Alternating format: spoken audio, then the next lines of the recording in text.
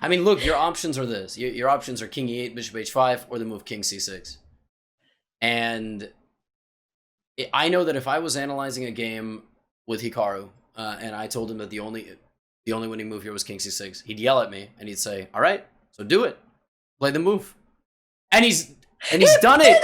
He did it. He did it, and Magnus is sacrificing another piece.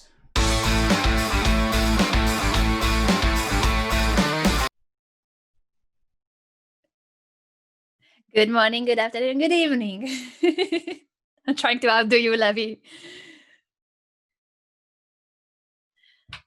I can hear you. Are we muted? Hello.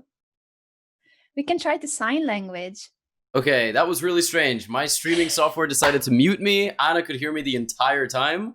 All right, take two. Ready? All right, let's try this again. Hold on. Good morning, good afternoon, good evening.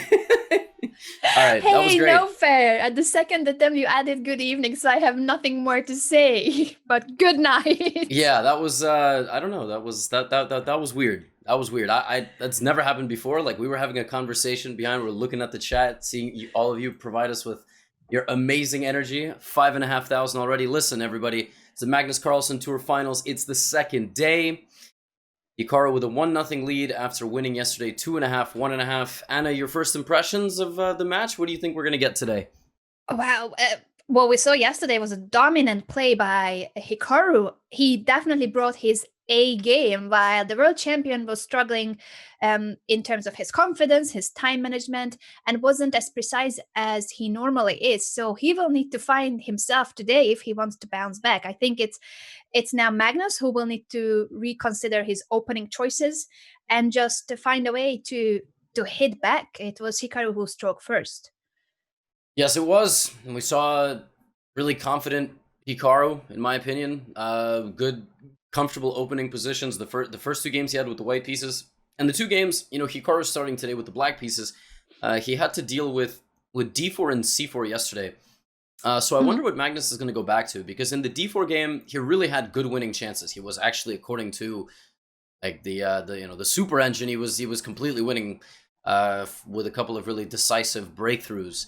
C4, he didn't, not really, right? I mean, it wasn't anything special. So we're gonna see. I don't know. I mean, we have a minute. So what can we predict in a minute? You think we're gonna get another d4 game? Possibly. I would predict d4, and as for the games where Magnus plays with the black pieces, I don't think we're gonna see any more niders. I feel like Magnus will switch because he wasn't getting good positions out of the nider. What do you think, Levy? I think so too, but he could be stubborn. Like, he could say, and we do have our first move, everybody. We do have d4 knight f6. Okay, well,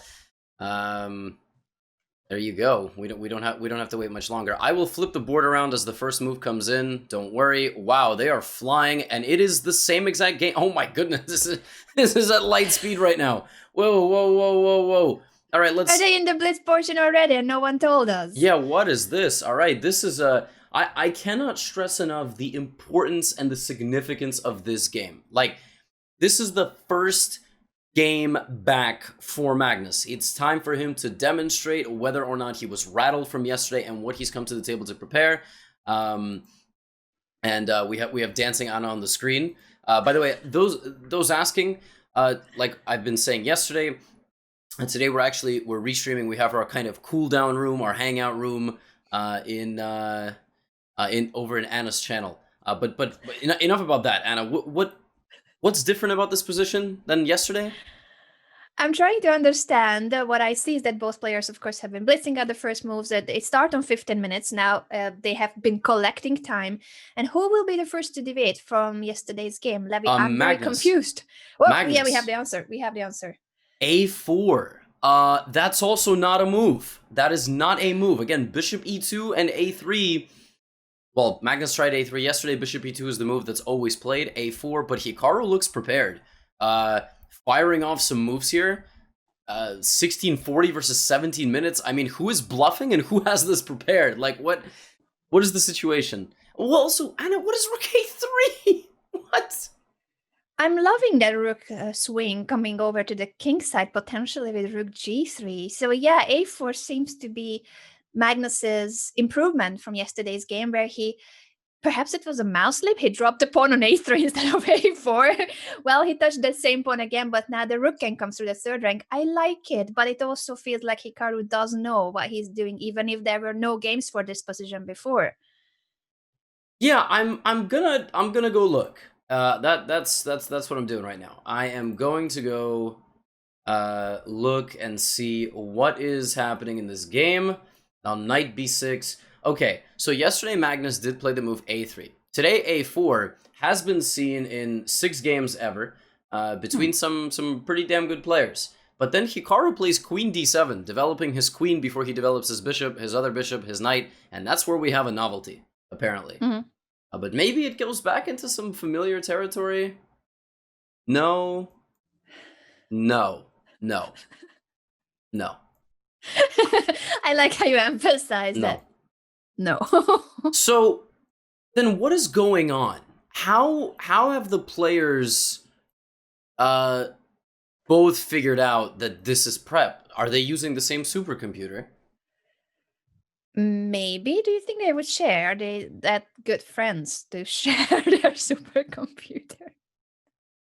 I don't know. Let me tell you, this a4 rook a3 thing, it's reminiscent of yesterday's Hikaru situation, right? When there was a rook on the g file, and there was an attack on g7. But yeah, similar light squared control by Hikaru, knight e7, and the bishop on b7. I don't know. Optically speaking, I like Black's position. I feel like c5 and e5 could be weak. The computer doesn't agree with me, but I don't agree with the computer, so that's the beauty of it. I'm still staring at this rook swing. I'm a huge fan of those rook maneuvers when the rook comes to be activated through a third rank or sixth rank. And yes, it happened yesterday with h4, rook h3, and now it's a4, rook a3. So I'm loving it, but now I'm getting even more puzzled after queen to d2. You normally don't develop the queen in a way that it's blocking your own bishop, but it's a very concrete move attacking the a5 knight. Yeah, so if anyone's confused what this move is doing, it is just a very direct attack. You rarely get this at this level, but you move the queen up 1 square. The knight on a5 either now has to be protected or has to move. It cannot be protected. I mean, okay, I suppose you can bring this knight to guard it, but you most likely do have to move it. Now, the question is, what do you do? You can move it back to c6. Going to b3 just loses the pawn. I mean, maybe you lose the pawn. But actually, now that I'm looking at this, is queen takes a5 even a threat? Because possibly not, because the d4 knight, yeah, I think. But then we take c7, right? So you might be able to play like rook c8, queen a5, queen d4. And you cannot take because of this. Yeah, that's a good point, that the c7 pawn and then the rest of the pieces hanging on the 7th rank may be a slight issue. So somebody say already, wow, someone woke up very aggressive in the chat. They want to go deliver checkmate. Queen d5, followed by queen takes g2. Now that would work, except for the fact that it unfortunately does not, I would assume, because there is something like bishop f3, which then pins the queen to the bishop. Now you're not actually winning material there, because, for example, bishop f3, queen takes pawn, queen is guarding, this is guarding, but it could be a decent try, actually. That was not even a sarcastic thing, like saying that this move doesn't work. I'm just saying that maybe it's a little bit too much. I'm thinking rook g3 is the problem. I guard and I attack. Protect, attack, that kind of thing. But checkmate is good. Checkmate is always good, and that rook coming to g3 is annoying for the same reason as it was yesterday, with the g7 pawn being a target. Black doesn't have a dark squared bishop, and you don't really want to castle into the attack. Castling kingside just simply invites the queen to h6, and the party is what white is having there around the black king. And if wow, we're already getting questions about the score. Well, the score is 0-0. We started 6 minutes ago, but the overall score, there it is. I did promise yesterday that our scoreboard would feature the bracketed 1 next to Nakamura, and there it is, 1-0 overall. And in today's mini match, it is there's no results yet because it's 5 minutes into the action. But all right, another question: who's playing? But that one's a troll. I recognize that username.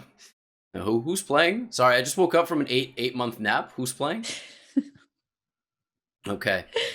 As a reminder that this is the finals of the finals, the final match, best of 7 between the world champion and Hikaru Nakamura, who has been very consistent during the entire Magnus Carlsen chess tour and won yesterday's the first set. So the first player to win 4 of those mini matches will be the champion and takes home 140,000. Sorry, I almost not. Yeah, it's a little bit more. The remainder, $140,000. Yeah, yes. That's a nice price. 140,000 is not too shabby. That buys you like 7 stocks of Amazon. Wow, 7 shares of Amazon, 7 stocks. All right, here's a coffee sip. English is difficult. 7 stocks of Amazon. That's what the stonks meme was literally made for what I just said. Folks, that hey, where's the guy that said Queen D5? Wait a second, this is what our viewers were calling for, but we thought that Bishop F3 is a natural response to this, asking the queen where will it go. Will he just take one of the pawns on the 5th rank and then trade the bishop, say that this is fine? Maybe. I remember the username was light green. I think it was... Oh, nope, there's a... Wow, that is impressive. I was not convinced by this move because I thought rook g3, but listen, Hikaru had a good result yesterday where he allowed rook g3, rook g7, and he won that game. That was the only game in the match that he won yesterday, and that was the game where the rook traveled down here. So maybe he thinks that taking this pawn is more important than taking this pawn. And even though Magnus is castled, Black's king is pretty safe. Like, it's not always good to leave the king in the center, but if you're going to leave the king in the center, this is kind of a nice way to do it. Yeah, well, I'm once again just pleasantly surprised on how sharp the position is. Basically, Hikaru has been aiming for really complex, sharp positions, and it worked out very well yesterday. He's doing the semi-nepo, as he said it, playing fast and somewhat better, but today not so fast. If we take a look at the time management, this is the first time he has less time on the clock during the entire match. Yeah, so it's clear that the preparation got him this far. And perhaps, the way preparation works is that there could be 7 moves in this position. And I did not even say that for the memes. There could actually be 7 moves in this position, which give some sort of nice position to white, like just a playable position. And maybe Hikaru analyzed, rook g3, and maybe he analyzed bishop e3 and bishop d2, or some like this group of moves. And queen d2 happens, he's like, what was I supposed to play when queen d2 happens? And you get there and you're like, I don't remember. And then you think for yourself, queen d5 looks pretty natural, so you play queen d5. I will say this, Anna, do you know what the engine move is after queen d2? Tell me about it. Long castle. What? Oh wait, it protects the c7 pawn. Yes, and so if queen a5, we get queen d4, and somehow okay, but see now you play into this position, and the computer starts to think, and it's like, actually, I don't really like this, because computers get away with that. They get to just say whatever they want, and then there's no repercussions. We don't really get to do that. So yeah. Oh, well, I'm sort of happy that castle queenside didn't happen. Doesn't seem to be the human way of continuing. I'm happy about the pawn pushes, flank pawn pushes like h4, h5. Yeah, there we go, alpha 0. But castle queenside, oh my. Very nice. Very nice. But I like queen d5, and we've got a checkmate threat. I mean, maybe Magnus doesn't see it. We get a quick win. But something tells me as the world champion that he is not going to falter on move 17, 1 move out of preparation. So what are his options? He can play bishop f3. He can play the rook to g3.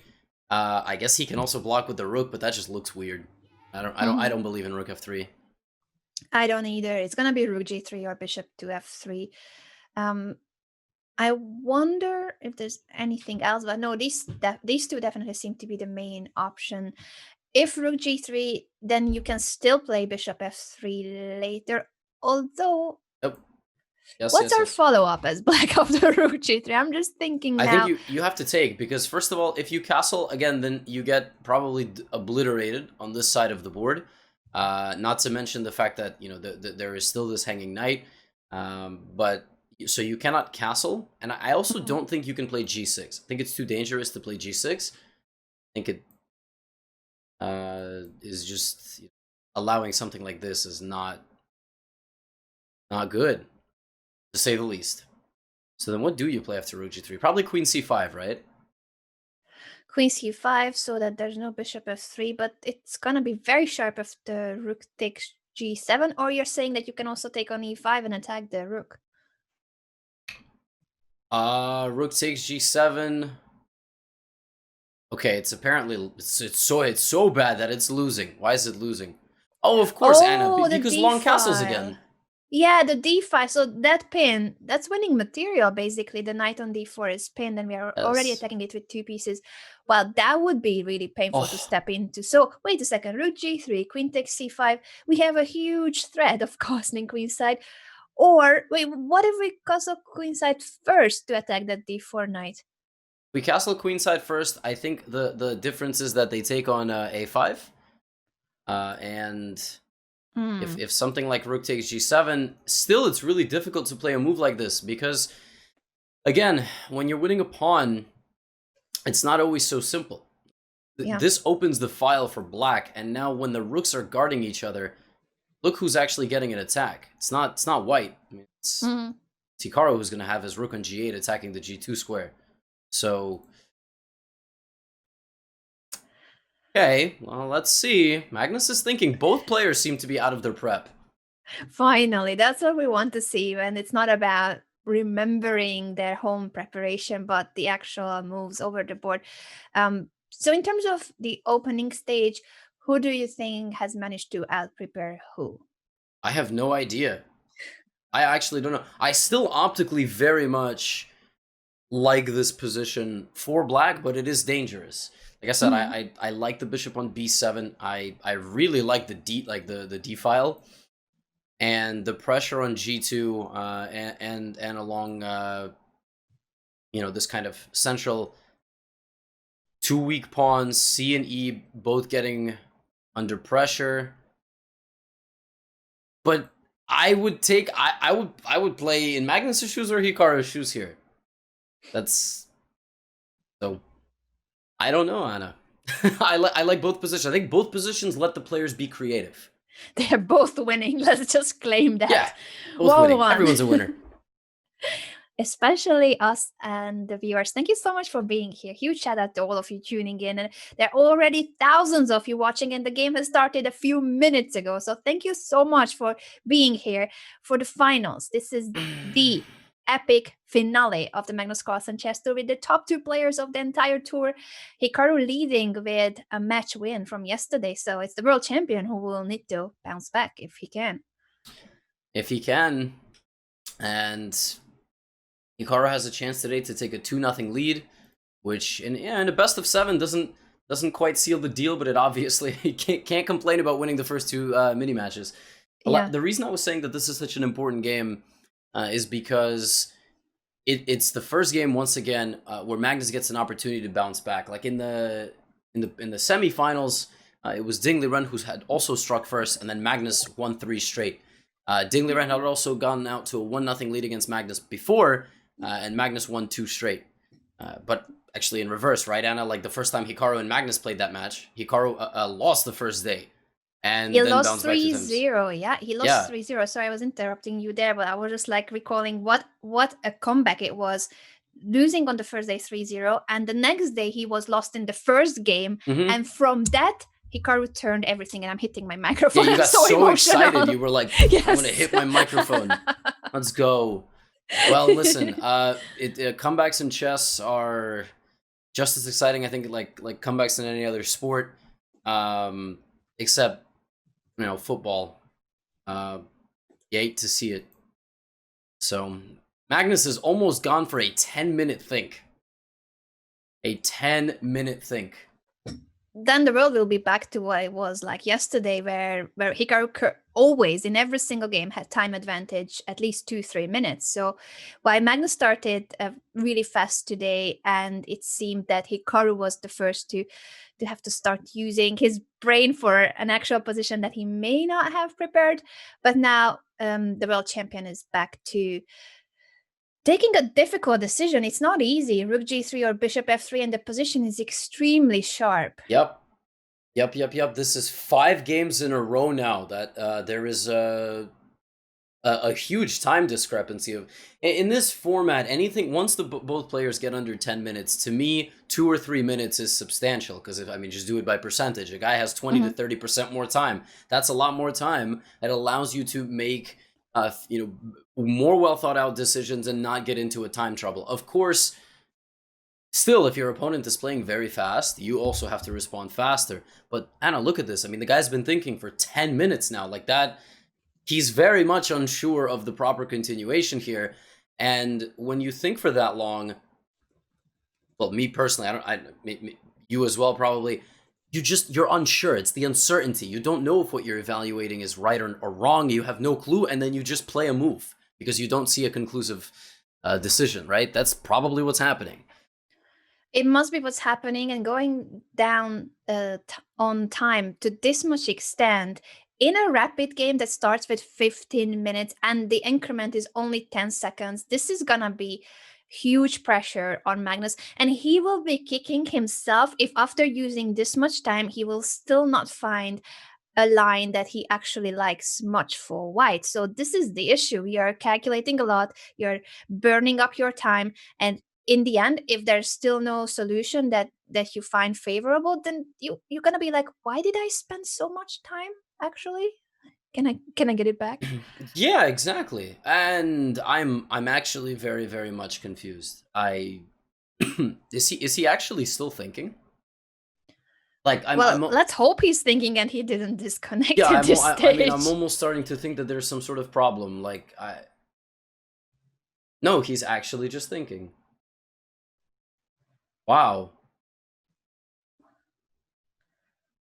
Like that is actually astounding. I mean, think about it. There's not a lot of moves here for white. Like, he's got to play a move.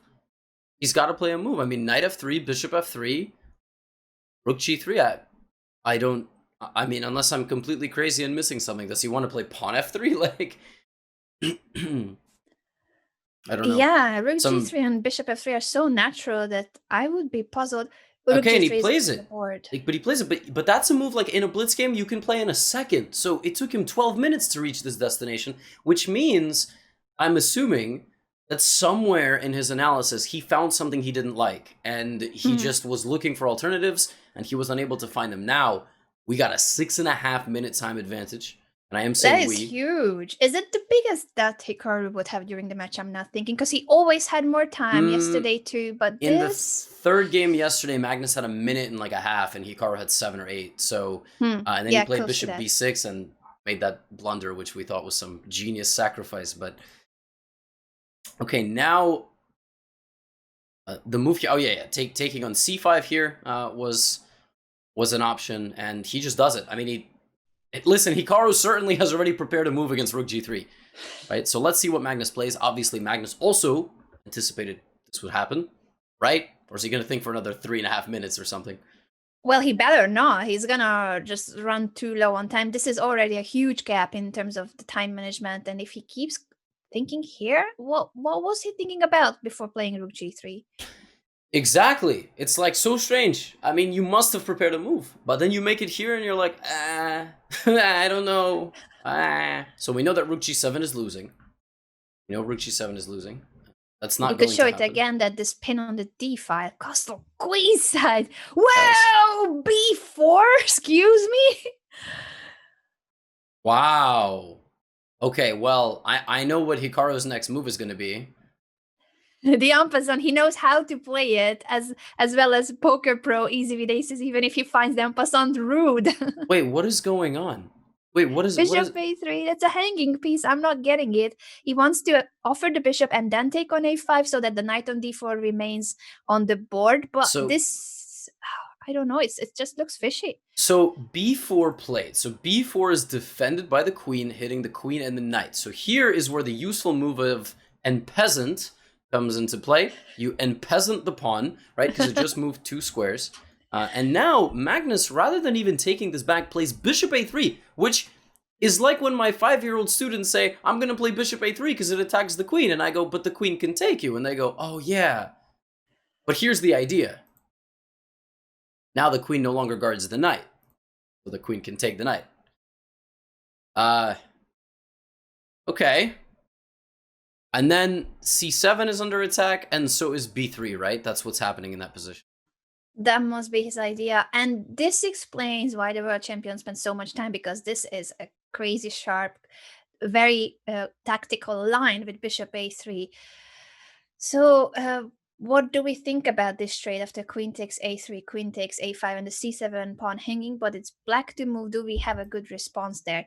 If the b pawn stays on the board, by the way, that's a very nice and powerful pass pawn. Yes. I think between the 2 pawns, we need to preserve the b pawn. So what if the only move in this position that guards this pawn is bishop d5? You can't push, because let's not forget that the queen is right there. So what if you play bishop d5, and then Magnus takes on... Okay, and it looks like playing bishop d5 is the right move, because the eval bar did not move. And then if queen c7, that's the big question, Anna. What do we do on queen c7? Wait, can we just castle on queen c7? Because the queen's guarding the knight? I mean, you've got a point that a3 queen is very useful when it comes to the defense of the knight. And the king is now somewhat safer on the king side because there's no queen takes h6 coming. I think that could be it. That could be the line. And he's done it. I mean, it's just straightforward. The thing is, if you don't guard this pawn, the problem here, again, this does happen to players. They spend a long time getting to a position, right?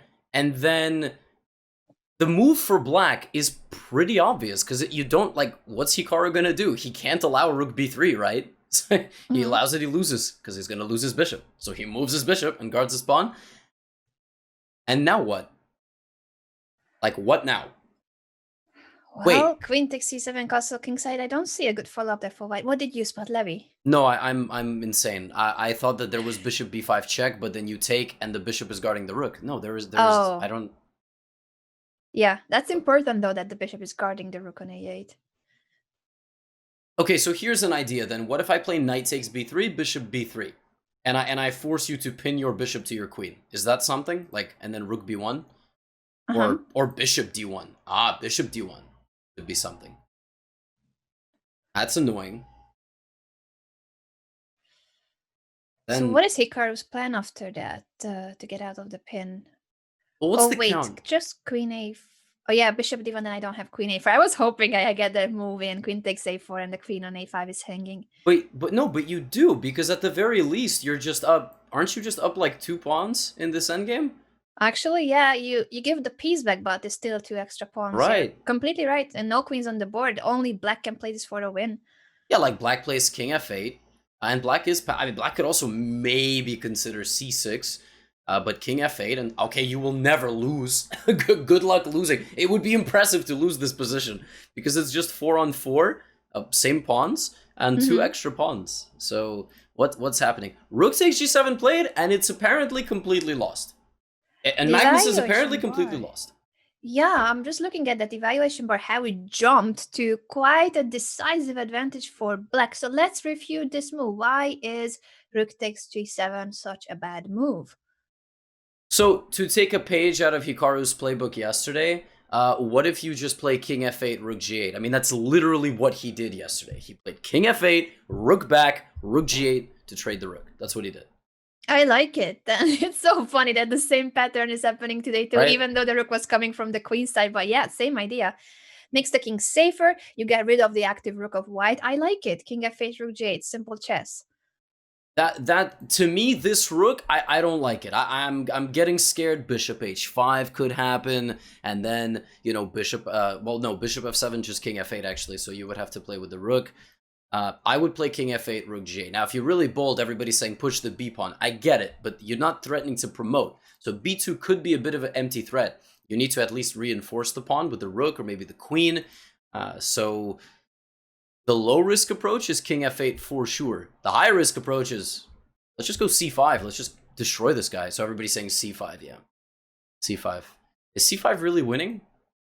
C5 is a very concrete line where the knight has barely any squares to jump to. Only back to f3 Knight is an f3? option. Oh, but then, okay. So everyone's saying c5 is winning, but you know what the follow-up is to c5, Anna? Tell me about it. It's king f8. All right, so it's the same basically by pushing first the knight away, which is logical because the knight on d4 is standing well, putting pressure on the b3 pawn. And if we can worsen it first and then get rid of the g6, the g7 rook, then yeah, why not? C5 first, king f8, rook g8. I think Hikaru will play it. That's a human way of continuing here. Yes, exactly right. Because the reason you don't play king f8 and then rook g8 is because in the back of your mind you're like, I don't really want to lose c7. But here's the thing about losing c7. Like, just hypothetically speaking, if this happens, this queen is not doing anything. It looks like it's doing something. It's, oh, the queen's in my territory. But people think too abstractly about chess sometimes. And they're like, oh, the queen's in my camp and it's going to... What's it attacking? It's not even attacking the knight, right?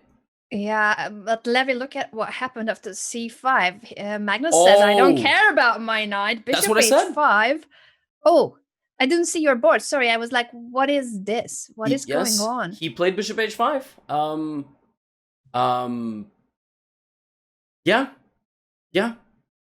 It's on the board. That's why I said maybe king f8 was a little bit more human. So now... Yeah, apologies, I didn't see your board, so I'm just catching up now with the position. What's the follow-up here for black then? So basically, Magnus is saying that if we take the knight on d4, he will capture the pawn on f7.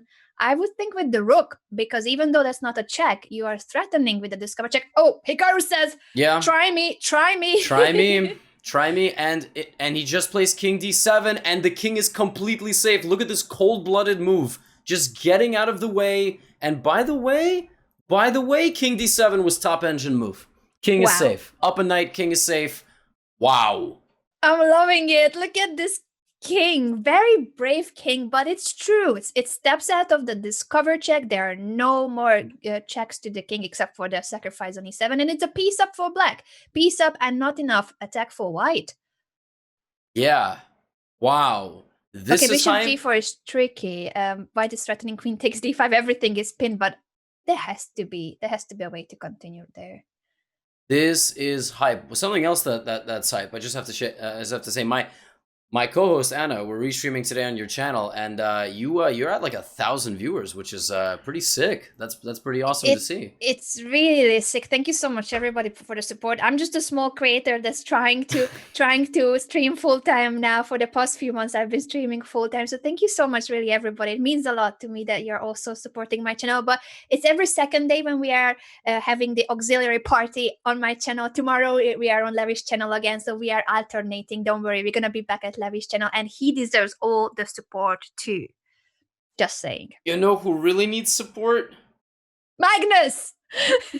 No. Well, I mean, maybe, if he doesn't want to lose this, maybe life support. Oh, I just totally disclosed being biased, but apparently the only move to play for a win here is king c6.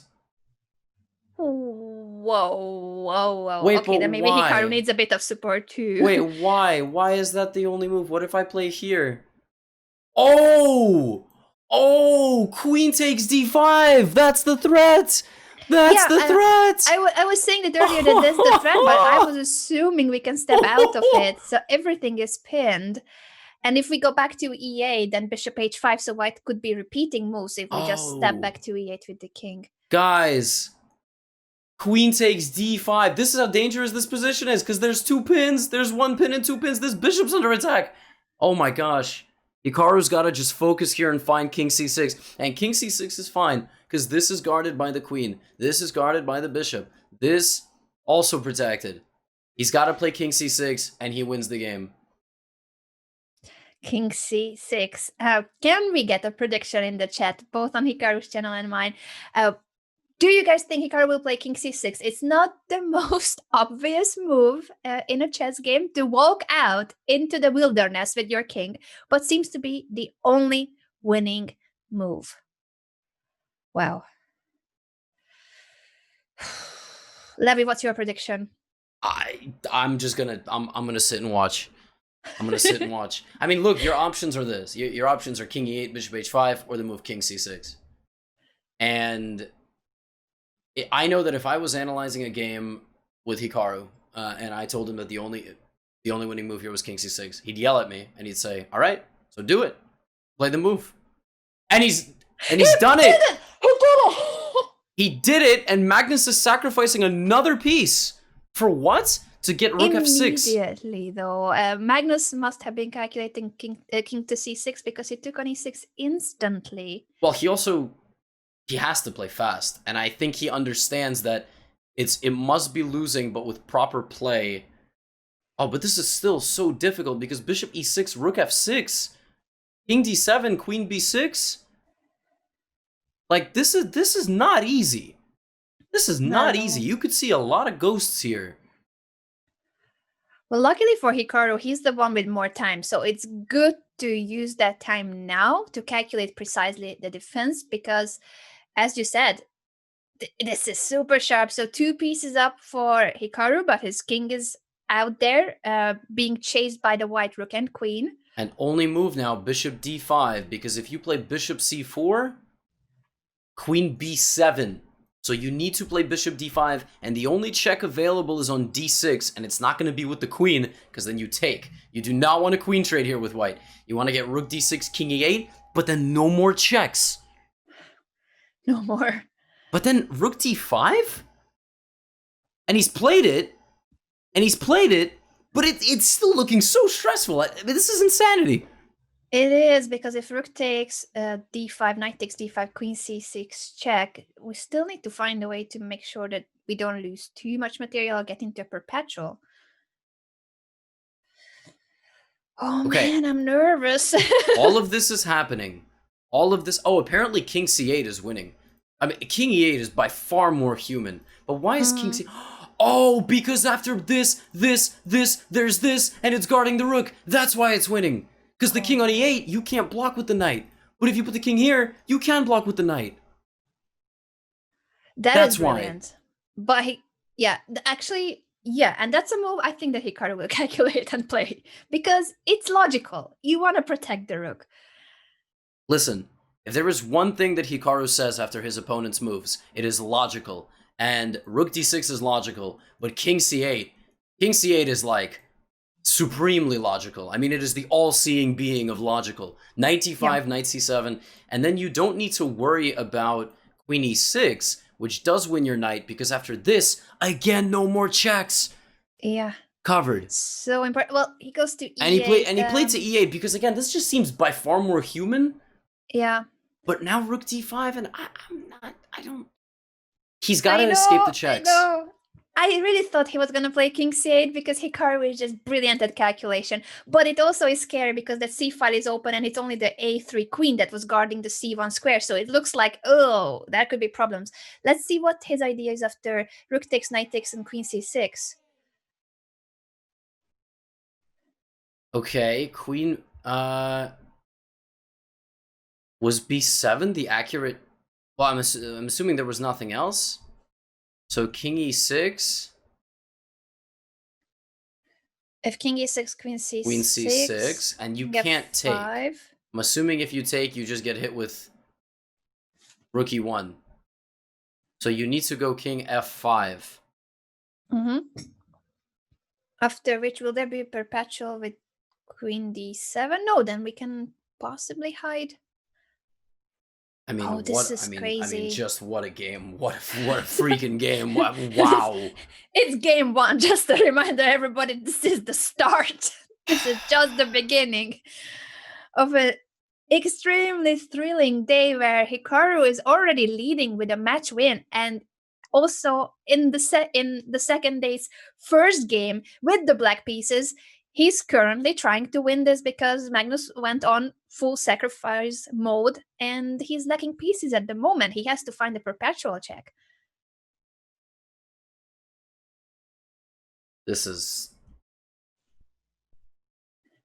This is crazy. I mean, I see people are spamming that, you know, our dear computer friend is saying that apparently this is a draw. Like this engine just hasn't identified it yet, the eval bar here, but apparently the king cannot escape the attacks of the queen. What an insane position.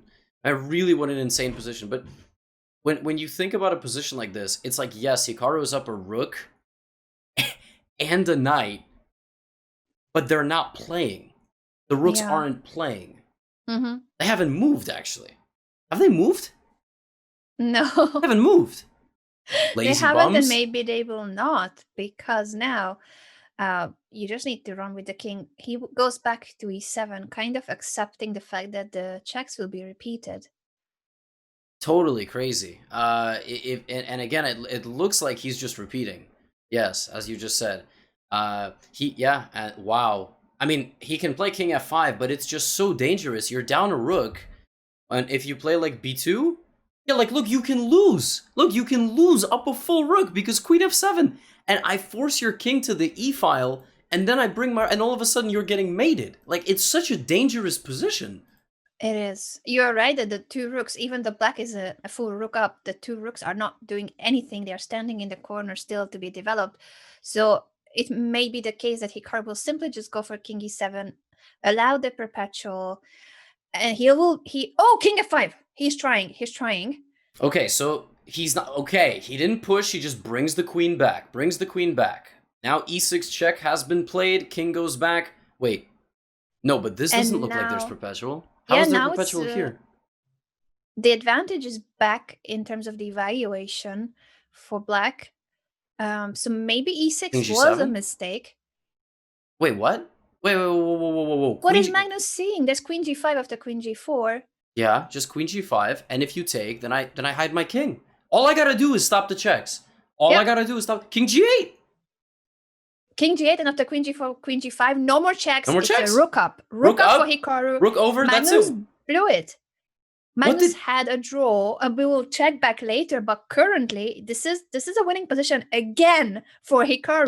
Yes. Now it is winning because there's no more checks, and we get the rooks. That's it. Once you get the rooks, I believe in Hikaru to win with the full rook. I believe, you know. I didn't believe with the rook and the knight. He had to give the knight away. It was like Rock Lee dropping off the weights, you know. And then he, once he dropped the weights, he was unstoppable. So he dropped the knight, and here we go. We got the extra rook. Wow. Insane. I mean, what a Magnus game. tries a last attempt, queen c4, discover checks attempt with e7, but even then, just b2. Yeah, just b2. e7, and then you can king h7, queen g6, GGO. That's it. Yeah, exactly. What did he? We gotta go back and see what he missed. Exactly. Once the game is over, we're gonna analyze that critical moment where it seems that White still had a draw, but Magnus Carlsen missed it. He is going down in game 1 of day 2, which will be once again a huge lead for Hikaru. Okay, Magnus insists that he will have something. He wants to push f5, f6 to compensate for the rook with those 2 pawns. But rook b1 threatening b1 promotion. You gotta play rook b1 to stop that pawn. You gotta, and I mean, even if queen d3, just b1, you can just make the queen at any moment just to get the trade. Your king is a little bit stuck, so you don't have to rush. Just get the king and the queen out, and then bring the second rook. That once this rook is activated, it's done. It is over. What a game. I can't wait to see that position, so we will go back to that critical moment once the game is over, but for now, Hikaru Nakamura, with the black pieces in game 1, is about to strike again, meaning that from the remaining 3 rapid games, in 2 of them, Hikaru will play with the white pieces, and Magnus has to win. He has to strike if he wants to tie the score. This is crazy. Lots of pet the Hikaru. This is pet the Hikaru. Absolute pet the Hikaru moment. Yes.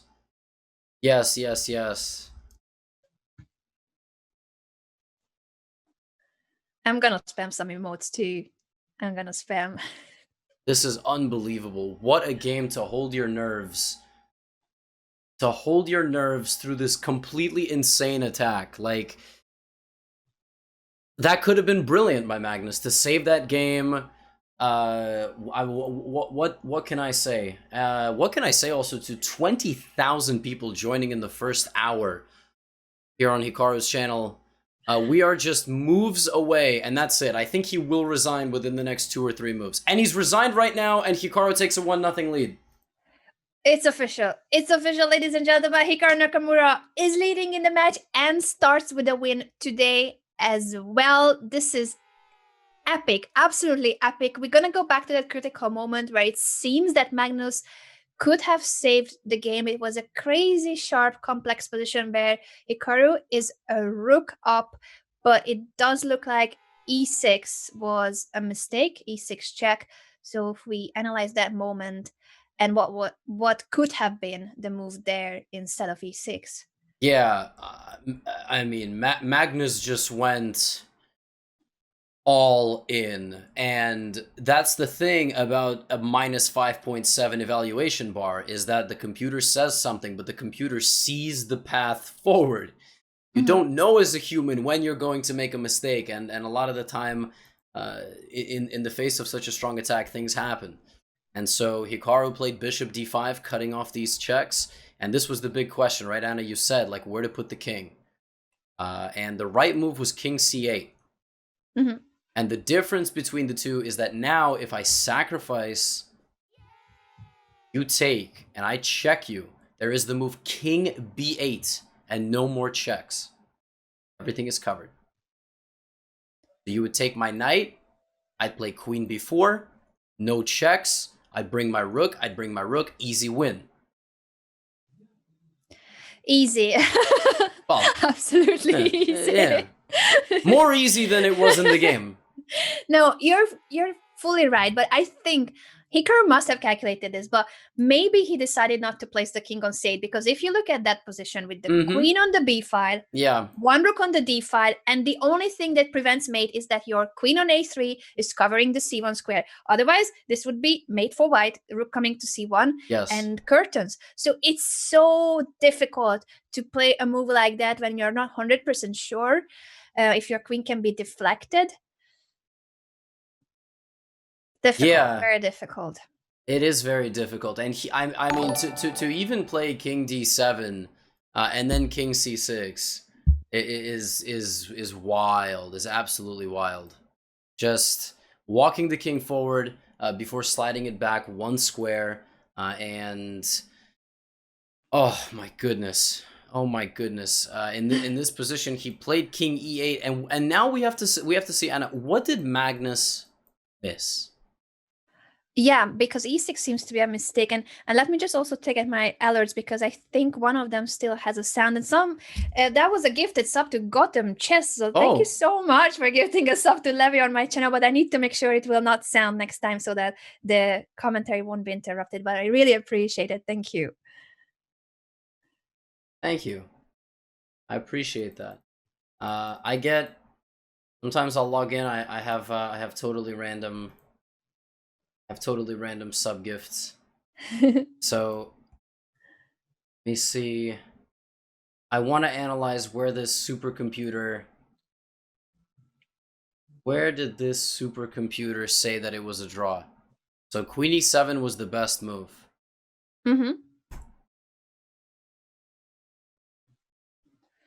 Where's the draw? So e6, which seems to be a logical move, was actually leading to a position where the black king can hide thanks to that move queen g5 covering on the g file. Instead of e6, then what is it that the supercomputer says about the position, Levy? I'm looking.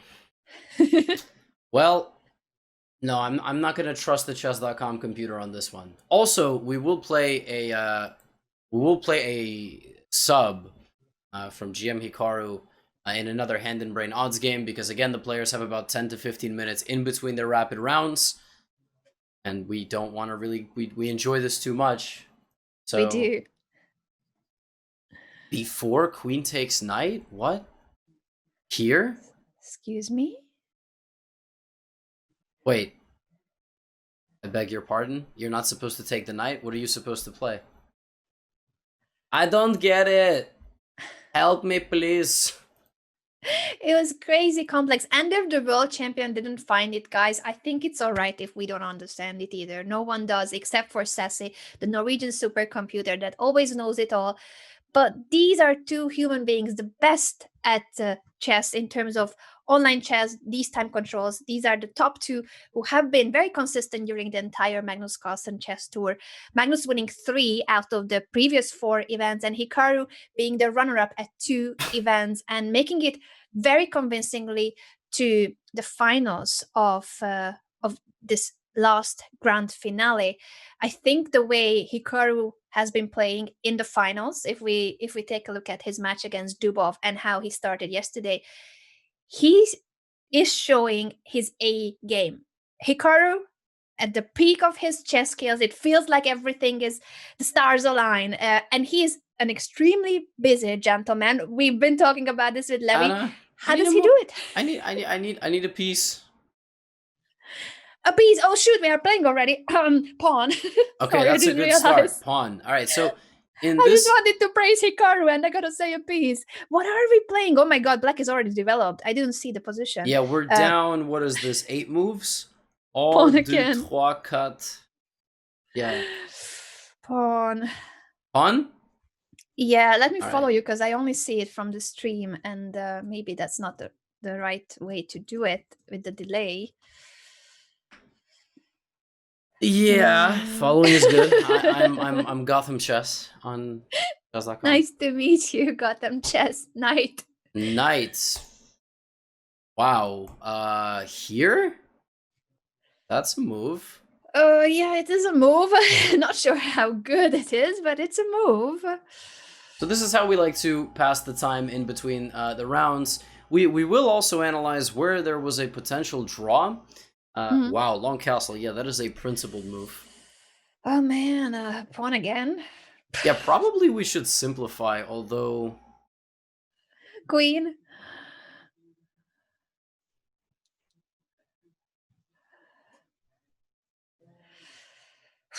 Bishop. Gotta develop those pieces. I think we'll be fine. I'm not sure at the 1033 level that taking on 2 international masters is so easy. But maybe they'll prove us wrong. They're gonna make both of us look silly. Did we lose all the odds games yesterday? I think we lost one and won another. We're not doing too well in terms of the stats. You're right. No, Levy. we're not. Hey, it's the hourly flex, right? It's the hourly flex. Yeah, today we're gonna strike.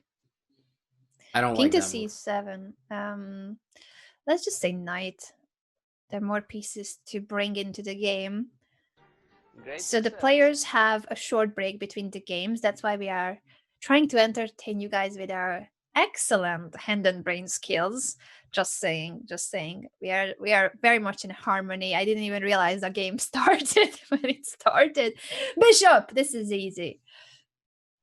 And now, pawn. There are many pawns, so I can say pawn. On. This? I didn't have any pawn in mind, but we have a lot, so I thought you would just find said something. pawn? Yes. Oh my I God. did. I did. Okay. Fair. That's a move. That is a move, bishop.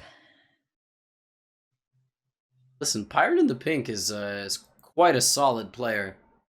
Very solid, and coming up with all these annoying developing moves. All the black pieces are playing. That's very annoying when your opponent knows how to use their pieces.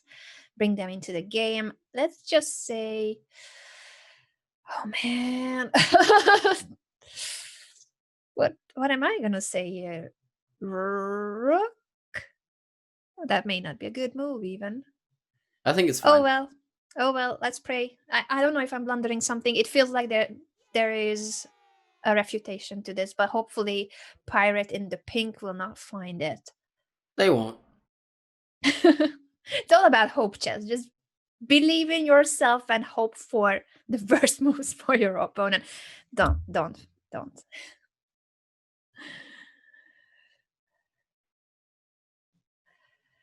Okay, he's thinking and takes on c3, which probably is the right move, because what are we doing now? We are lost. It's gonna be mate! Oh no! We are completely destroyed. I really didn't believe that they would see that. Honestly, this person has been doing their tactics. Because in this Pirate in the position, pink. you can take the rook, you can take the knight, and you can take this knight. And pirate in the pink. How? We are losing to everybody. Well, we haven't lost yet. We have not lost yet. Let's play knight here. And now bishop takes rook is obviously the move. And there you go. Yeah, Bishop takes rook played. They we knew. are on a rook down. We are on They a rook knew down. it would look suspicious if they played rook takes rook, so they played it like this. All right, Anna, now we have to win. King, king, king, king, king. We are only a rook down, but we are not mated yet. All right, here we go. All right, now bishop e2 is the best, probably just attacking our rook. And then okay, that's also reasonable. Let's say pawn. Yeah. Here. Yeah, I just want a bit of room for the king before we get mated again. All right, now probably, you know, I like something like rook d1, just trying to simplify. All right, rook d2, just. Bishop. Now rook e2 is best. Double rooks on the second rank. Yes, you got to put the rooks on the second rank. I mean, it's exactly how the endgame works. Rook e2 and bringing down the other rook, maybe b5, b4. Looks... Oh, black's got a great position here. Oof. Rook to d3. Almost. Bishop. And we can repeat moves with the rook d2, bishop c1. Just saying. Yes, we can. Maybe they'll offer us a draw. They'll feel bad for almost checkmating us, and can't believe this guy missed rook e2. Like, who taught this person how to play endgames? You gotta play rook e2 in that position. Ridiculous. That's what we teach to our PogChimps too, the importance of the second rank. I like free stuff, bishop. I mean, it's not completely free, but give the rook back. Yeah, please, rook. We now are back in the game. Now g5, starting an attack on our king is looking really scary. g5, g4. I don't know what I'm going to do there. I'll probably just freak out and lose on time if my opponent plays g5 here. Yeah, such a scary move. Feels like AlphaZero. Okay, that's almost as good. Bishop. Uh-huh. Now I just like going back, you know, trapping our bishop with the knight. And... I can't stop. I'm really trying, okay? I'm really trying. But our opponent's really taking their time here, and I respect that. He is playing well. He's still a piece up. He did miss mate earlier, but he has been outplaying us consistently, so deserves credit. Pawn. Yes. Yes. And I see the chess emote of Easy with Aces in the chat. Shout out to our mutual PogChimps student, Poker Pro, Easy with Aces, and the rest of the PogChimps, because PogChimps 2 is starting next week. Maybe I should move my rook first and then continue talking about PogChimps. Yeah, now I don't even have to bait him into a stream snipe. I just okay, if he finds, all right, that's a good move. I think I'm going to say bishop. Yes! All right, and my opponent wrote to us, oops. Oops. Yeah, actually, the biggest oops was here, probably, huh? On move 12, that was the biggest oops. Mate into... Well, now this is an opposite color bishop endgame like Hikaru's one yesterday against Magnus in game 4. I am reading the chat, guys. I don't know why you're saying I'm not. I'm reading both chats. Okay, we need to move. Enough about we also need to move indeed rook. Go here. I don't want to trade. Sure. Let's keep the rooks in the board, and now we're going to play for a win. Yeah. I don't... Okay. King. Is this with or without increment? There is increment. There is 3 seconds of bonus time. Okay, not too bad. I think I like free stuff still, so rook. Is he going to write oops again?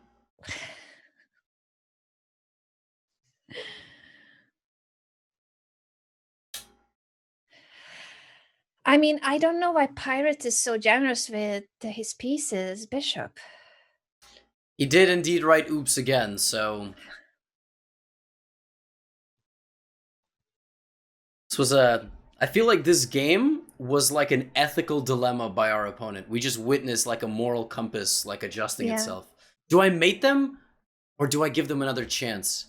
And then just lost all his pieces. Give them another chance, but not too much. Rook. Okay, let's just try to win this quick before the next game starts. Okay, then no chance. I'm so sorry. Rook. And then Bishop. Here. Rook. Has the game started? Did the game start? Yeah. Then our opponent is saved by the bell. Draw. Let's see how quickly we can end this. Oh, you're gonna go for the mate, I see. I'm gonna go here. Oh, cruel. All right, mate arriving. There it is. Checkmate. Boom. That was quick. Let's go. Thank you for the game, 2. Pirate in the ping. That was a really good game by Pirate. He deserves credit for a very good fight. It was all right. And it wasn't playing anything special. We were lost completely. It was. I mean, it was. It was lucky. Part of our strategy, right? I mean, the game was okay. You know, nothing to be proud of. Just a game. Yeah. Now, in terms of game 2, once again, the situation is the following. Hikaru is leading with a match win from yesterday, and he started with a win today too. So Magnus has 3 more games of rapid chess to strike. Can he do it in this game with the black pieces out of this specific opening when there's also a repetition of moves if white wants to go for a quick draw? Will Hikaru even go for it or not? What do you think? He did. It's over. It's already over? Okay, yes. Then he answered the question. This is draw. This is a theoretical line where you can make a draw. What?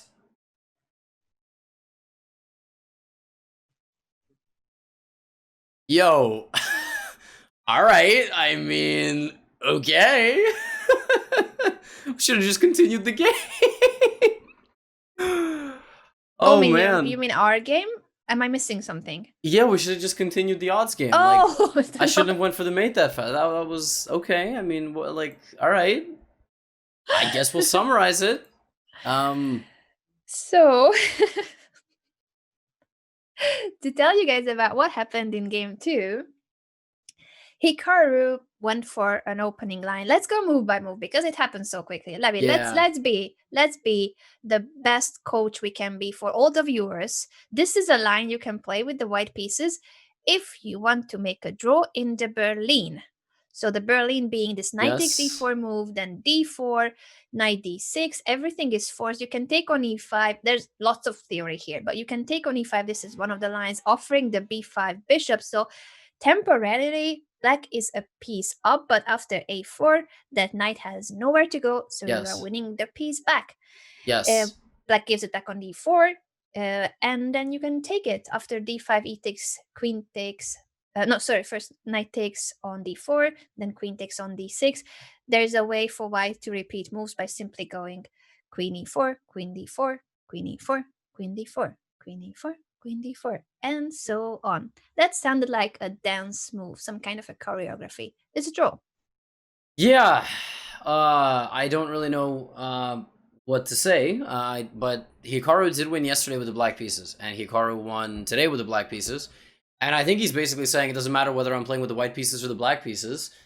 It seems like I am getting decent positions from the opening. This is one more game in the books, and this could end in the next game because his logic is as follows. Magnus is going to try to push for a win in the next game, which means that he is going to play something which gives me chances as well. And I have won 2 games with black thus far in this match, and I have out-prepared my opponent with the black pieces in this match. Yep. Okay. It's already 2 games that Hikaru won with the black pieces, so he must be feeling very confident. And in terms of that this game, making a quick draw with the white pieces is a good strategic decision when it means that there will be now even less games in which Magnus can try to score. He has now only 2 games remaining, and out of those 2 games, he has to win at least one and not lose any. I think, looking at how Hikaru has been playing, and yes, how confident he has been about his opening preparation with both colors, we're gonna see the world champion in a very tough situation. 2 more games, and the next game will start shortly. So they have about a 10-minute break between the 2 games. Just because this game finished so quickly, it means that game 3 will come even sooner. Yes, are you ready for more odds games? Yes, I'm following. All right, terrific. I'm ready for more odds games. Let's play somebody. Can we play somebody who's not gonna beat us in 10 moves? Sure. Just one thing, a couple of the viewers are asking about why the players need to be repeating. So in that opening line, when the queens are always just trying to trade, white can decide not to repeat. So if white wants to continue, white can.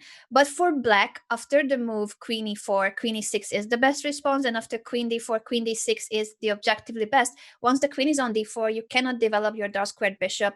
And you want to develop your king side before something happens on the e5 to your king and your queen. So those are objectively the best moves for black. It's white who can deviate if white wants to, but Hikaru is interested in making the rest of the match shorter. He's leading. Oh, by the way, there is... Oh my god, I see the position now. Shoot. Yeah, there is a game. How many knights? I don't know. I'm gonna say knights. We have many. I'm guessing one is good.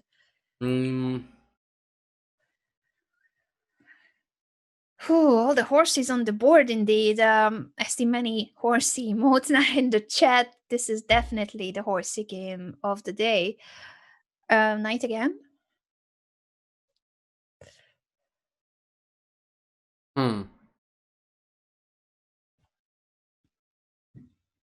That's not a knight. Oh. I thought we were playing hand and brain. I swear I thought you said queen. I don't know why I thought you said queen. Well, now we have, well, knight. I just really wanted to do this. I'm sorry. I said knight. We should be punished for this, like, because Yes. But I think Levy didn't hear me, so it wasn't intentional. But yes, we cheated. We shouldn't have. It was totally intentional. It was. I just really wanted this to happen. Okay, I was giving you the the doubt that you probably didn't hear me. No. Oh well. Let's try it one more time. This didn't count. I really wanted to try a little bit harder because this guy trash talked when the game started. Did he? What did he messaged say? me and he said, "Gotham Chess, I will beat you in 3." And then when the game started, he was like, "Wait, where are the odds?" All right, so you did it to trash talk back with strong chess moves. I understand. A little bit. Wow, somebody just spelled my name Levy. L-I-V-I. That's interesting. I've never seen that before. L-I-V-I. Wow. Okay, wow. Back to now a new odds match with only bishop. Well, we have the horses where they should be, but loads of bishops. I'm gonna say bishop. It's got to be a good move, one of them. Oh my god. Information overload. What do I do? I mean, I guess take so many things. Like activating a rook is good. I'll probably pre-move bishop because, like, I'm guessing it's gonna be our next move again. Somebody's still asking why didn't Magnus block with the bishop? Listen, I can't answer all the questions. Did you say bishop, by the way? Yeah. I think I'm gonna say bishop for the next couple of moves at least. Well, I think this is free. Yeah, free stuff. Wait, there was other free stuff. There's so much free stuff. Wait a second. I know. It feels like everything is hanging. Huh. Is the scoreboard correct? Yes.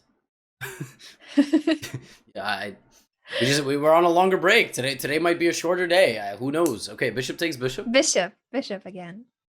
Bishop again. Oh, surprising. All right, here we go. What happened in the second game? Berlin defense, tricky repetition variation. Magnus didn't block with the bishop because he didn't block with the bishop. I think he's fine with the draw. I think both players would just what? Rook, I'm gonna say for You're not once, allowed not a to bishop. not move a bishop. That's like how this works. We could have taken with the bishop, but this is stronger. I like this. I like it a lot. Bishop again.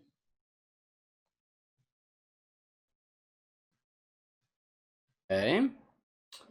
Bishop again, huh? This is tricky. I'm gonna go here. All right. So Like black how will have we to play knight d7 or queen d7 is actually also Queen d7 is very good move. good. Very good move. I'm gonna go for a rook move. I think I get it. I think I get it. The match will begin again in about 12 minutes. That was a very, very quick draw, so now we will get games 3 and potentially game 4. Hikaru could win with black again. That would be nuts if that happened. So I know, but he does have all the chances to do it. Queen. And Queen. also I'm loving the current poll on my channel. What is Gotham Chess's real name? Look at the options, Levy. Oh wow. Oh wow. Oh. And a number 2 is winning though. Okay, that's fair. That's fair. Somebody posted a meme in my Discord earlier. It was like Levy on Levy on YouTube, and it's like Harry Potter with like a wand, like looking all professional. And the second one was like Daniel Radcliffe, like holding 2 pistols or something. It was like, and that's me on Twitch or something. Like it was like a super like all disheveled. Like I think it was from a play. I think he's been doing like some sort of movies or plays, and that's yeah. So how do we pronounce Li? Can we change the name to something that rhymes with kiwi? Can it just be like Liwi? Like that's how we Louis. How do we win piece here? should I move? What piece should I move? Will I say bishop again? Why not? That's like mad boring though, like. Okay, like, I shouldn't be boring. Okay, how about? Do you want me to change it? No. Last time I changed, I was accused of being a cheater. So. Yeah, we shouldn't. Well, everything is pinned. I'm loving this double bishop placement on the a4, diagonal, and a rook on a8. Unfortunately for w03f, this is a really tough position. What do you think that this person's username means? Is this like their password to their computer? Like what? What is W03F? Like what is it? Is it wolf? Oh, it looks like it could be wolf. A wolf or wolf. Yeah. Is it? Could be one or the other. It's German wolf, so it's like wolf. It's like wolf with an E, O-E, the 2 dots and everything. Okay, we need a move. What's our move? Well, let's just say knight, because we haven't moved a knight yet. Correct. I mean, it's important to develop all of our pieces, and that looks pretty logical. I never realized that Sandstorm is so long. It's like such a... It's a 7-minute song. It is a really long song. I like Sandstorm. A pity I'm the only one who can't hear the music. You guys are having a party, and I'm just like in this. Oh, I don't hear it either. Mode. But I just see. Oh, you don't? I thought no. you should be hearing it. No. I split the music and the zoom into different audio tracks, so I don't hear it. Oh, I see. Bishop. Well, then I hope that our audience is enjoying the music, because neither Levy nor I can be dancing to the songs. We would normally, of course, we would. Yeah, when that one guy amongst the crowd of people spamming the Sandstorm emote just said, "I don't want to hear the music. I don't wanna." Okay, we need a move. Knight. All right. I'm guessing this. Yeah. No, we need. Listen, I think chess needs a little bit more music, a little bit more cat jamming, and I agree. And Twitch streams without music would be awkward. Rook. Correct. It's all about the good vibes. And yeah, for me, it's not about not wanting to hear it. It's the fact that if I... sorry, what piece did you say? Rook. Rook. Mm-hmm. You were saying that you got... Oh, Rook again. I'm so sorry for Wolf.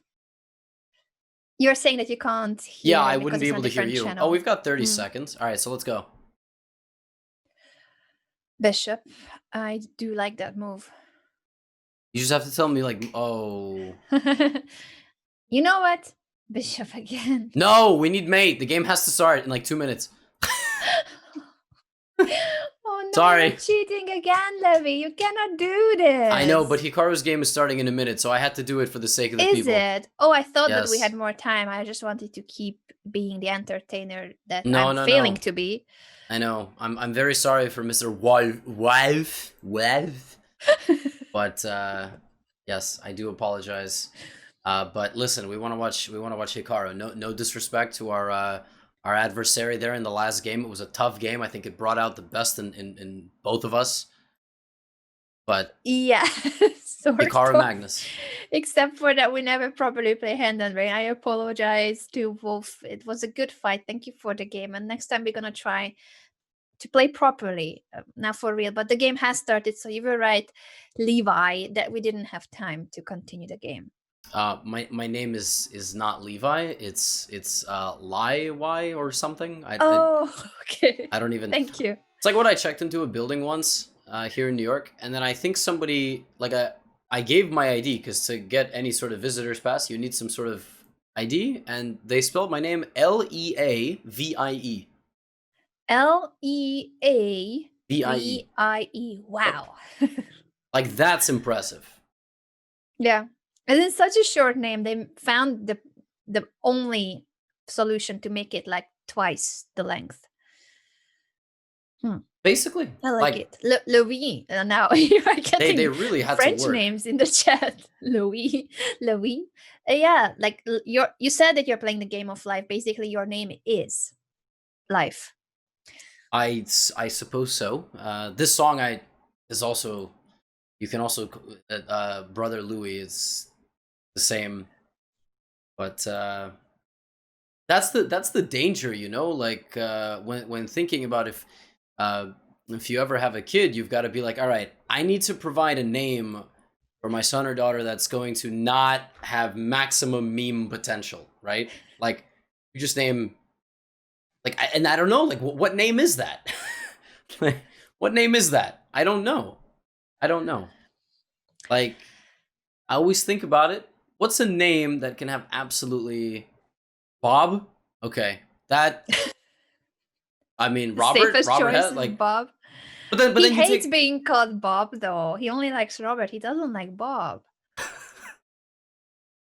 Oh my God! Now everyone is spamming all their. Well, maybe that's just the beauty of it. Maybe we all just embrace our inner meme lord. Hidden within everybody is a hidden meme lord. And for some, it's more prominent than others. Now, this is another English. So Magnus going c4, going d4. Hikaru playing an early d5. We've seen him play this a lot. He had this against Dubov. I have a question for you. Mm-hmm. So you know how Magnus and Dubov work together? Yes. Do you think that after Dubov got eliminated, he would help Magnus prepare for Hikaru? That could be on the cards, yes. But they also work together. It's like, I don't think that it would be just for the finals because he was knocked out by Hikaru. I think they probably still are working together from time to time. As we know, Daniel Dubov was on the team of Magnus Carlsen for the World Championship match. And I could imagine that Dubov does work for Magnus ever since. Like, even if there's no World Championship match at the moment. But I think that Magnus really finds the creativity of Daniel inspiring, and he does count on his opening ideas. So it is a possibility, very much. Yes, it's 2-on-1, but it certainly has not paid off in the first 6 games. That's completely serious. That's not even like, I mean, I'm not trying to be like tongue-in-cheek or sarcastic. But Yeah. Hikaru has demonstrated really, really strong openings, both with the white and the black pieces. The last game was just one of these, it is what it is. I already won. The onus is not on me to win anymore. I won. I did my job. I won the first game. And so now Magnus is playing this b3, queen c2, rook d1. So it looks like he's going to go for d4. We've seen Hikaru play f6. Is he still going to play f6? Or does he have some better way of approaching this? He must be considering whether to repeat that again or go for something else. But he has prepared this line of the English very well. He must be thinking too which line exactly is where Magnus wants to try to catch him. And so he goes for castle queenside. Wow. That's the move of a confident man. He just castles straight into the open C file. Okay. Wow. That's bold. It is bold and brave, and this is exactly why we love watching Hikaru's games. He just couldn't care less that that's a flank where his king can be attacked. He will launch quite possibly a counterattack on the king side. He can also push f5, threaten e4. So there are a lot of ideas here connected to getting the king to the other flank, but it's very bold. It is. This is bold. Normally you bring the bishop out and you short castle f6, nice and solid. But here we get opposite side castling. What do we know about opposite side castling, chat? Very good. We're castled on opposite sides. You guys are on point today. And so what happens in that case is you try to launch all these pawns at your opponent, and he's going to try to play like this. Play knight e4, knight c5, I would imagine. So still plays f6, but it's... I feel like he's playing a little bit with fire here. I don't know, like, is this really okay? He has spent some time to make these last moves, but I think it's because he was simply choosing which line to go for in his preparation. So I would think that you castle queenside in that particular moment, move 9, when you have it prepared, and it was just a question of deciding whether he will actually play this line or not. And I'm loving it that Hikaru goes for it. It's very bold. He's leading with 1 point, so he doesn't really need to go for aggression. At the same time, these are the type of positions where he has been better than Magnus. The only game yesterday where he was slightly in trouble, I thought, was game 4, and that was a very solid, very drawish endgame, but Magnus found some chances. So maybe Hikaru just decided, I'm going to go for complexity no matter what. And the only move in this position to get maximum complexity is the move d4, which looks like it doesn't make any sense because black covers that square with 4 different pieces. But here's the thing. You take, then apparently, Magnus can go bishop e3, apparently, walking into a fork, but it's a fake fork because the queen is on the other side. And so there's a way here maybe to consolidate or even play something like bishop f5. The game could get very wild. But this is once again, Magnus in a spot where he's got to play a certain move. And so far, in the 5 games that were full-length games, we've seen that Hikaru's been totally confident entering into complex areas with Magnus and going toe-to-toe in the calculation side of it. So let's see if he plays d4. I'm looking forward to seeing Magnus's decision, and finally he's also spending some time here. d4 seems to be the most straightforward. Other option would be to develop the bishop to b2. And I just want to give a shout out to everybody for tuning in. This is once again such a huge day for Hikaru, who started yesterday with a win. He won the first match. That was yesterday. And over 20,000 of you are tuning in this very moment to be rooting for either Hikaru or Magnus. Of course, you can also be rooting for the world champion, but we are broadcasting on Hikaru's channel, so apologies, but we gotta be biased. We gotta be biased because this is it. This is Grandmaster Hikaru Nakamura at his best. I'm just once again so thrilled to see Hikaru being at such peak performance when he is a full-time streamer, content creator with lots of other things going on, including traveling cross-country and moving into a new apartment these days during the event. So how does he do it? I'm just going through my own personal collection of facial emotes as you were hyping it all up. Yeah, Anna couldn't have summarized it any better. By the way, in hyping all of that up, Anna, your speech got us 2,000 more viewers. Maybe you just have to continuously hype it up, and then we will gain 2,000 viewers every time you... everybody called up a friend. Once we pause the chat hype for a moment, everybody's got to text a friend like, yo, twitch.tv/GM Hikaru. Oh, that's like that chess god, right? Yeah, let me pull up and watch. The current situation, everybody, we've got a 1-0 overall lead in the best of 7. You can see it on the left side. It's reflected. Hikaru won the mini-match yesterday. And today in the first best of 4, Hikaru is up 1.5 to half. Having said that, Magnus did just think for a while and play this critical move d4. So position for black is not in any particular danger, but he's got to navigate the waters now. He's got to take and come up with something against bishop e3. What do you think he will come up with? Because we said that this is the most straightforward. He takes on d4, so he answers the question instantly. He takes d4, and now if bishop e3, there's this pin on the d5, so obviously black cannot take any of the pieces. White wants to take back the pawn on d4 after bishop e3. Can we just develop the dark squared bishop? Shall we look at moves like bishop f5? What is your take on that position? After bishop e3, no, sorry, I was gonna call you Levi. No, it's Levi. Levi. So first things first. Can I take the bishop? And then take you want to sacrifice your queen? No, I don't want to. I'm just saying, can I? Oh, and by the way, I can even throw bishop c5 in at the end. But let's just say I play like this. Like, is this? What is this? Is this good for white? Like, is this what? It's rook, bishop, and 1 pawn for the queen. 5 plus 3 plus 1, 9, and the queen is also worth 9. So that looks like it works. And he goes bishop b2. What? Oh my! So possibly, Magnus also considered that after bishop e3, giving up the queen with d takes e3 was a possibility for Hikaru, and he doesn't want that line. He doesn't want to see that. Huh. So Magnus is saying, well, Hikaru, you can't take my knight, so I don't care, and I'm just going to play knight e4, knight c5, or knight b5. Well, now we got to start fighting back. Bishop f5, let's go. Bishop f5, let's go. Let's go, and let's go, everybody, for making our stream be one of the top viewed streams on the entire platform of Twitch.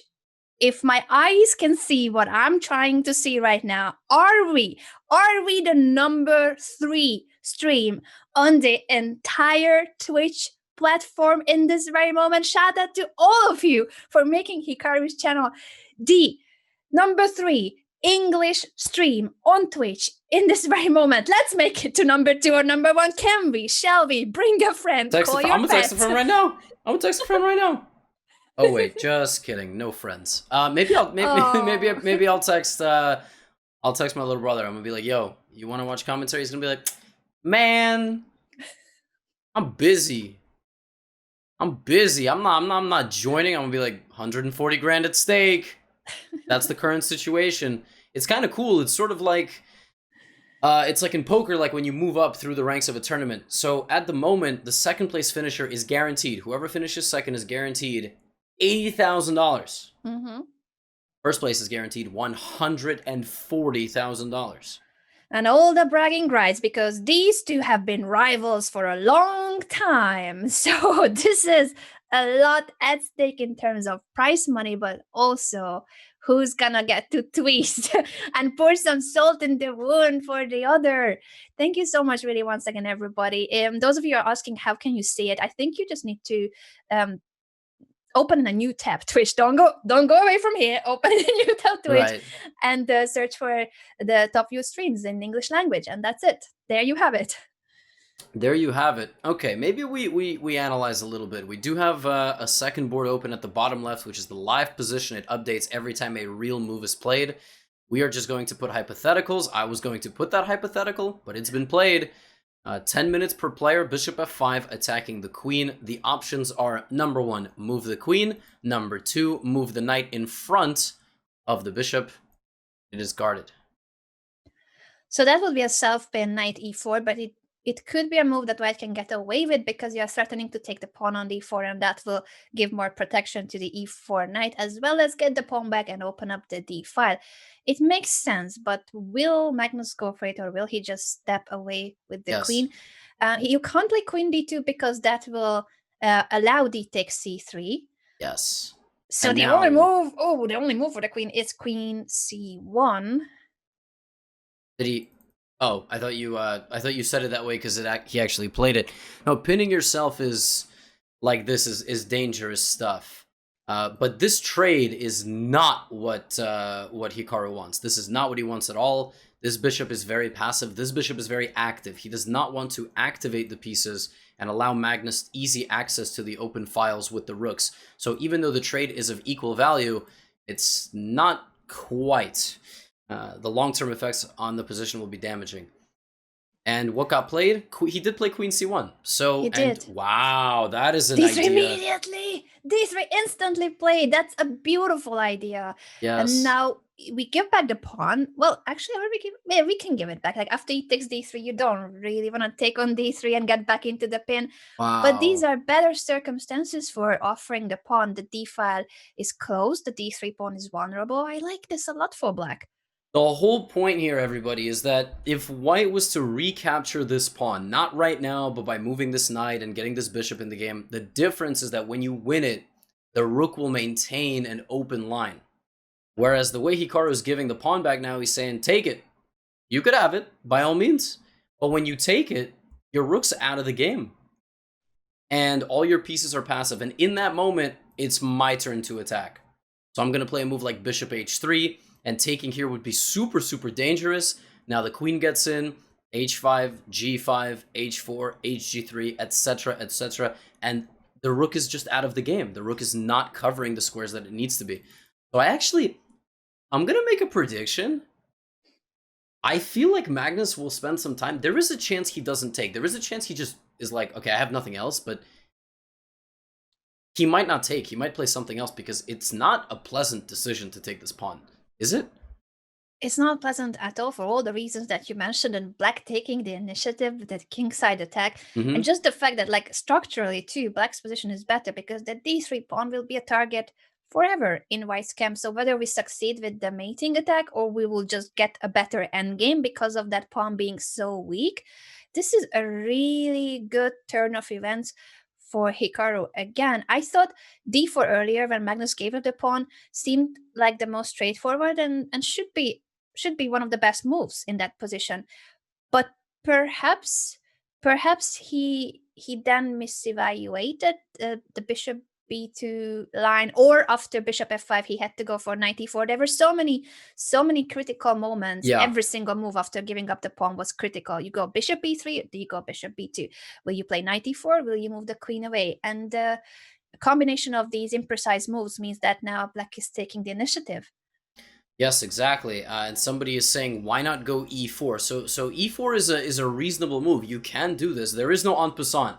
It's not the same. The pawn needs to be next to you, not past you. So you can't en passant. And you cannot take because this is guarded. But I'm just going to move the bishop down here anyway. So now we have the same situation, except you never took the pawn. So I have the attack and the extra pawn. So, right? This is... That's bad. That seems to be bad. So if not e takes d3, I have is no Magnus idea. considering... Probably knight b5 or some knight move. Like knight b5. Because the threat of knight b5 is that maybe, okay, and he has actually played a move. Okay, he did take. So he thought for a while, just like the last game. Yeah. He thought like 4 minutes. Yeah, And this is not a good sign once again. Sorry, I cut you there. Levy, just wanted to emphasize that it seems like Magnus is second guessing his decisions. He's not as confident as he normally is. Yeah, someone is living rent free in someone's head, or maybe not. Maybe it's just a matter of one person is really playing to the absolute maximum of their abilities, and that just happens. Like it just happens. So right now, the first 15 moves of any set of games, with the exception of the last one, which was a quick draw. And look at this. I mean, just bishop h3, like on the just going for it. That's the bishop that needs to get traded because that bishop guards the king. And there it is. Bishop Instantly h3. played. Yeah, once again, Hikaru is keeping his time advantage. He's h5. going for very confident and bold decisions. I want to see it. Let me see it. h5. Opposite side Please. castling. Yes, h5. h5, He's h4. gonna play it. He's gonna play it. Go, go, go, He's go, gonna go. play it. Go, go, go. h5. Oh, Magnus would hate that move. He will. I want to see it in the chat, folks. I want to see all of you saying whether h5 will be played. Tell us in the chat. I want to see it. Will Hikaru push h5 and go for the kill? h5, h4, give that pawn up, open up the h5, try to mate the king on g1. Now, the thing is, he doesn't even need to do it. That's the thing. Like, his position is actually, overall, I think, just better. His king is safer. Now, after all these trades and then this beautiful pawn, like, give back, it's not really a sacrifice. Hikaru, okay, and he just goes bishop g4, which is fine. So he wants to play queen f5. That's what he's saying. He's pinning this. He wants to play queen f5. He wants to hit the knight. But this is such an annoying position to play for white, because even if you push the pawn to d4, I'll block it. I'll just put my knight on d5. Mm-hmm. Yeah, this is a logical move too. You're right. I was really rooting for h5. So a bit like, oh, will we see h5 next move? Maybe. That might be the other idea. Okay, and Magnus plays d4. This is the best move. It is the best move because you need to push this pawn forward. But now you have queen f5. You also have this knight maneuver, so rerouting the knight to just block the pawn, block this bishop. Oh, black is more than okay here. Maybe you even play h5 now. h5. I think so. Yeah. You can also develop the f8 bishop. The king side of black is still undeveloped, so a move like bishop b4 makes sense as well. But I really want to see the king side attack. h5, h4. Right. Now the pin on the h5 d1 diagonal means the knight cannot take on h4 anyway. Yeah, so now he's thinking, and Magnus plays a quick move here. This 2-minute time gap, up to 25,000 viewers. Y'all are amazing.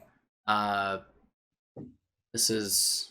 Thank you so much for tuning in, and thank you so much for bringing a friend. As Levy said, call your parents, call your friends, your colleagues at work, bring everyone in, including your dogs and cats, and let's make this the #1 stream on Twitch. Let's make Hikaru's channel the #1 stream again, because it happened, and it will happen again with your support. Thank you so much. Yeah. I can't. I was hoping that we continues. No. I'm sorry. I sometimes, Anna, like I always say when, okay, I just said yeah, and that was it. Yeah, and a smiley face. No, I mean, I'm super pumped. Just sometimes we're taking care of certain things on the logistics of what's going on. Yeah, I know. I was just trolling you a little bit, but I know that you have a lot to take care of. Levy's running this entire stream technically, so if things are going smooth and every single score board is updated, the board is nicely cropped, and the evaluation bar is working, that's because of Levy. Give him some love and follow his channel. Support him. Thank you. I appreciate it. Actually, I think I'm a mod. I can even shout myself out, but I dare not do that. Look, hands off the keyboard. If I get a shout out right now, it's not me. But yeah, you've already been given shout outs because yeah, our moderators are so fast. Thank you so much for that. And yes, that's absolutely the case. So I'm just here talking, but Levy's running the entire thing technically. You guys need to give him some support also for being the producer of these streams.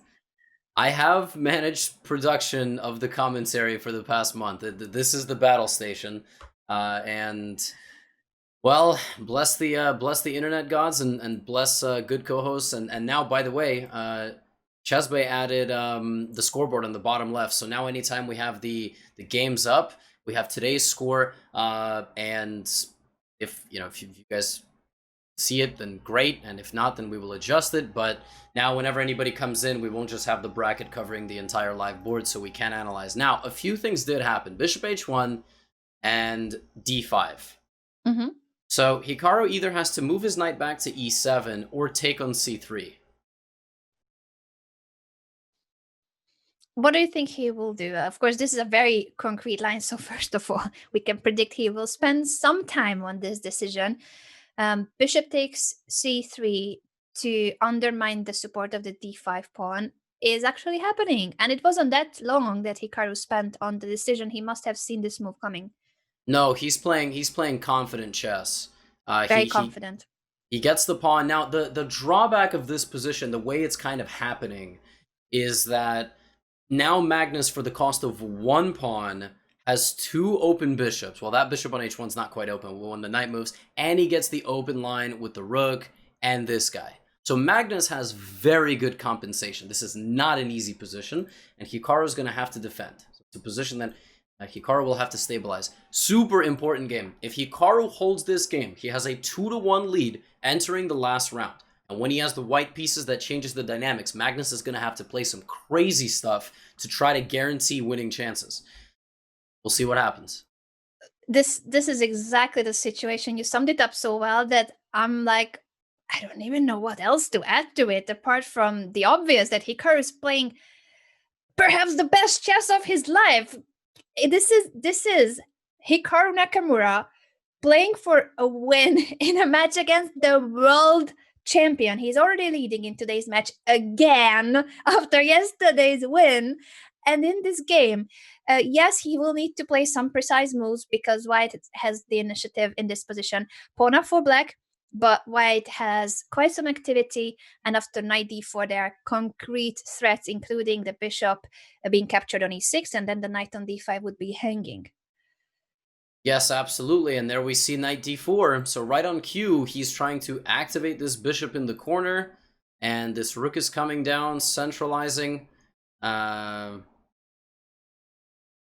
It's tense. This is a tense position. We all need to buckle down for a second.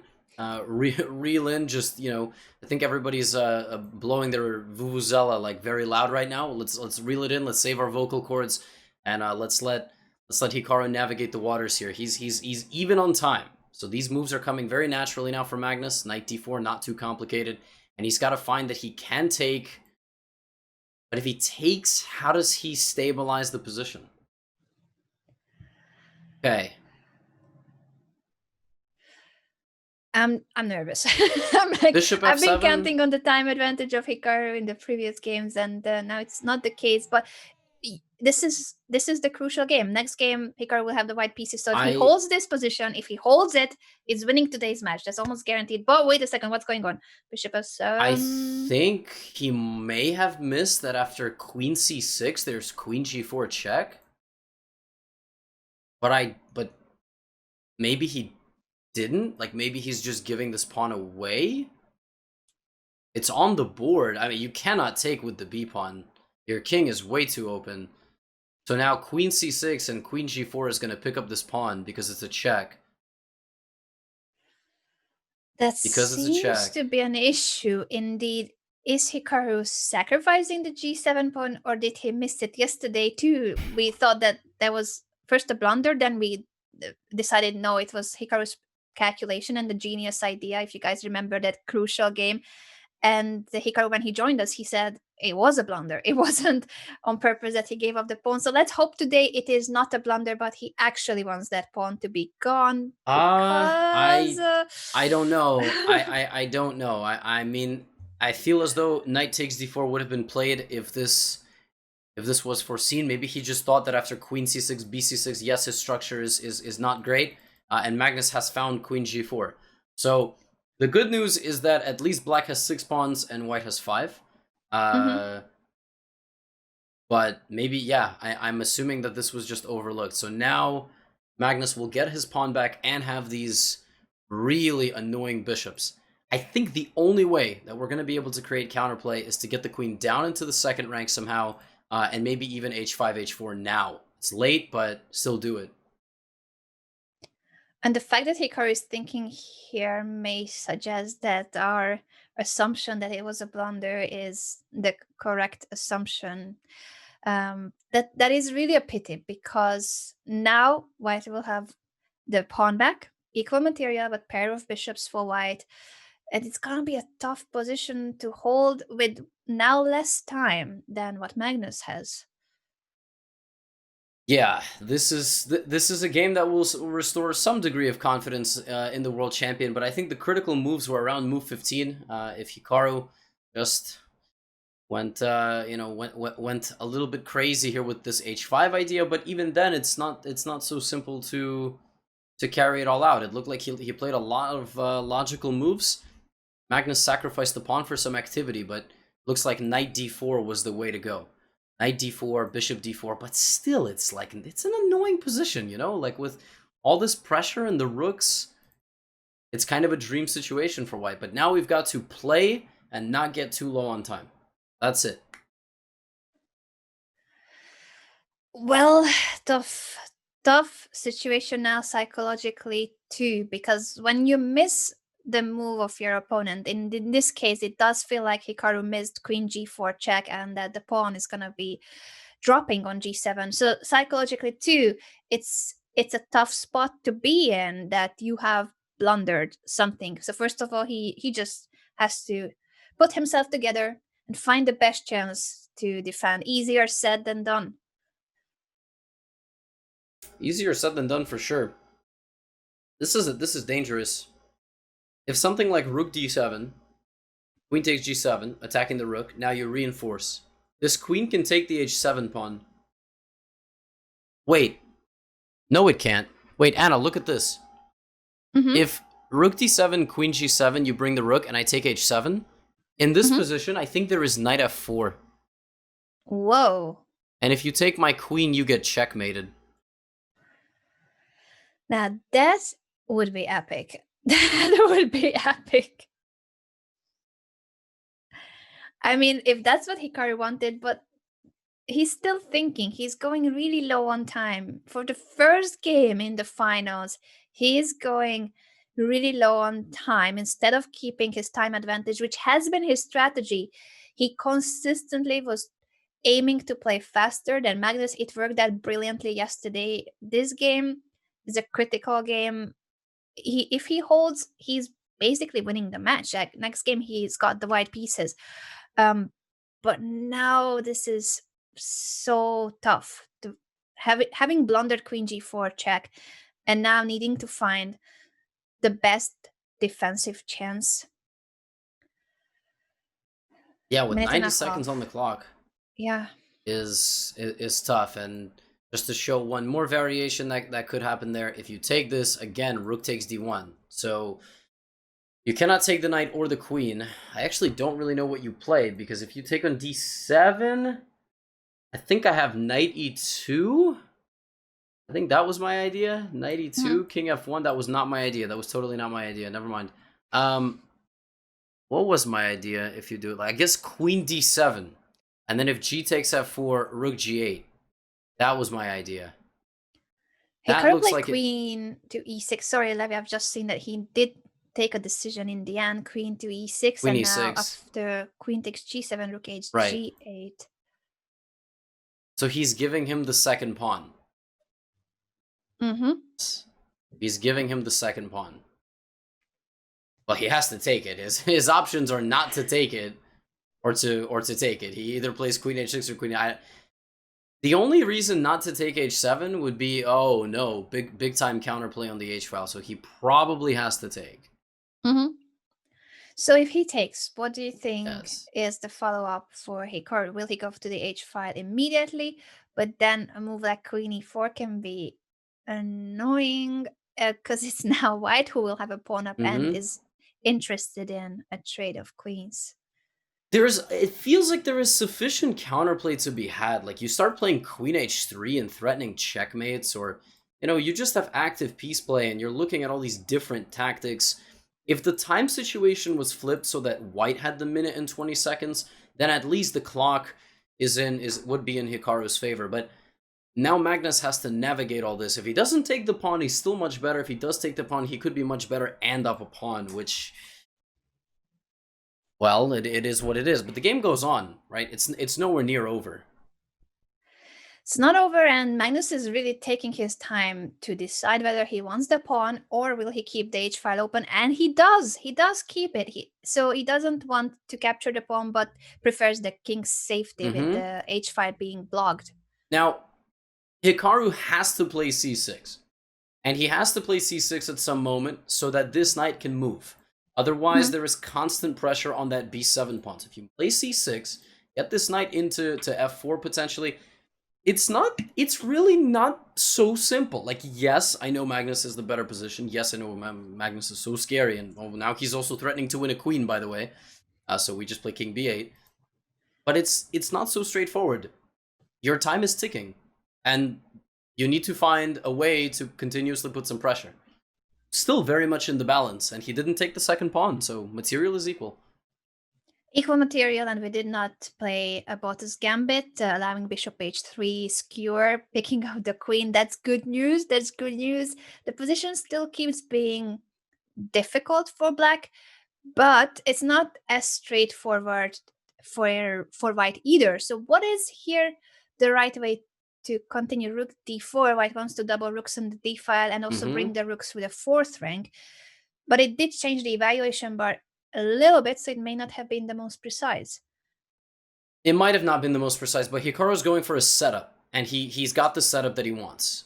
His setup is pawn c6, bishop f7, but Magnus, I mean, just methodical, going immediately for b5, wanting to dislodge the defender of the knight on d5. Now if Hikaru plays a6 to stop that, Magnus will play a4 to make it happen again. So, a fair warning, everybody, as both players try to play as fast as possible to avoid a time trouble, the eval bar is going to have a bit of a roller coaster. So queen h5 stops b5, because if you play b5, you just blunder rook e2. That's the whole point. Hikaru wants to play rook e2, and you actually don't have a way to defend the bishop. If you play queen to c1, wait, why can't... it's lost, but I don't understand why it's lost. Why can't you play queen c1? So b5, rook e2, queen c1, and there's a move we are missing there. That should be winning for black. Which move are we missing? Well, Magnus is not interested in knowing what's that position. He plays rook e1. Yeah, so he plays rook e1, and now there is a big trade that could occur, and it has occurred. The rooks are off the board. If this benefits anybody, oh man, I don't. And okay, now Hikaru's like really going for a trade. Look, we might get. Yeah, he didn't take on d5. So we could have had another opposite card bishop endgame, but of course Magnus doesn't want to see an opposite card bishop endgame. I think you were saying that this rook trade and how it affects the position. I do think that Hikaru's position has become safer thanks to the rook trade. Yes. And I also like how his queen is about to get into the white camp with a move like queen c2 or queen d3. Queen d3. And he did have an option to trade the queen on b1, but that's just such a huge decision. Well, also, it's not guaranteed. I mean, Magnus could have played bishop c1, but it's such a big decision. Is queen b1 really a draw? I'm inclined to believe that it's very winnable for white. So he just centralizes. I'm assuming he'll bring his king, but this is very difficult to play. Not to mention the broken pawn structure of h7 and f6. Yeah, white's pawn structure is healthier and white has the pair of bishops, but I agree with you that Hikaru's decision of keeping the queen on the board is a better practical decision. An endgame where we are facing the pair of bishops against the world champion, he can grind forever, that wouldn't have been a pleasant ride. At least with the queen on the board, you always have options of counter-attacking too, and maybe perpetual checks. King c7 also stops a really funny threat. There was a threat here of just taking this pawn on f6. If the knight takes, then queen e5 check picks up the knight. And then you're winning, because it's the same color bishop. It's not opposite colored bishops like we saw yesterday. So king c7 prevents that, because now the queen comes back, guards, and the king is up a square, so it guards the queen. So a nice little defense there from Hikaru, and now it's back on Magnus to find a way to put some pressure. You know what I like from Magnus? Can Magnus try g4 and h5? That is bold. That is a bold move, but could be the most straightforward to try to push the bishop away from g6. And even though it gives up the f4 square, I don't know if we have the time to go away with the knight, because the f6 pawn and the e5 square would be an issue. And there it is. He's decided to go for the trade. Hmm. Now, Magnus doesn't have to. It could play queen d2. And then maybe Hikaru plays queen c2. And then maybe Magnus goes queen d4. And then maybe Hikaru has to... Oh, well then you have to probably guard the a7 pawn. Don't know. So he now offers the queen trade. He has already started activating his king, Hikaru, with king c7. So maybe he thought this is a better version of that endgame where he's facing the pair of bishops. It's still not an easy one to defend, but maybe he just decided that he had to go for it. He had to. Yeah, I think so too. I think so too. And he does go queen d2. Wow. He does not want the queen trade. So he doesn't think that the two bishops can beat the bishop and the knight, even with the damaged structure. Wow. Anna, you know what's funny? Okay, bishop e4 is apparently a mistake, but I... Wait, is it because of bishop takes f6? Whoa! Bishop same- takes f6 and then queen f4. It's the same thing. Oh, that seems painful. Uh-oh. Trouble. Oh, bishop f6. And then if you take on g2, king takes, knight f6, there is still queen f4. And if bishop f6, bishop g2, and you throw in the check, I can just show that. Sorry. Mm-hmm. And just show that. There is this. And did Magnus find it? And he did. He did. He found it. And queen e4, there is f3.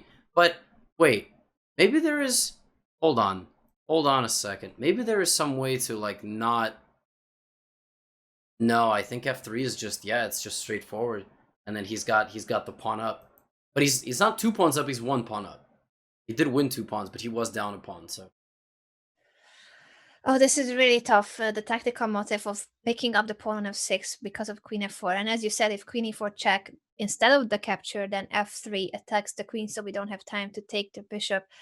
Hikaru has played so well for the majority of this game, but it feels like then it slipped out of his hands by missing queen g4 check. That must have been a blunder when he gave away the g7 pawn. He's still trying, of course, king b6, but this is now a pawn up for white, and oh man, I don't know what tricks can be set up to make Magnus fall into some kind of a trap, a mistake.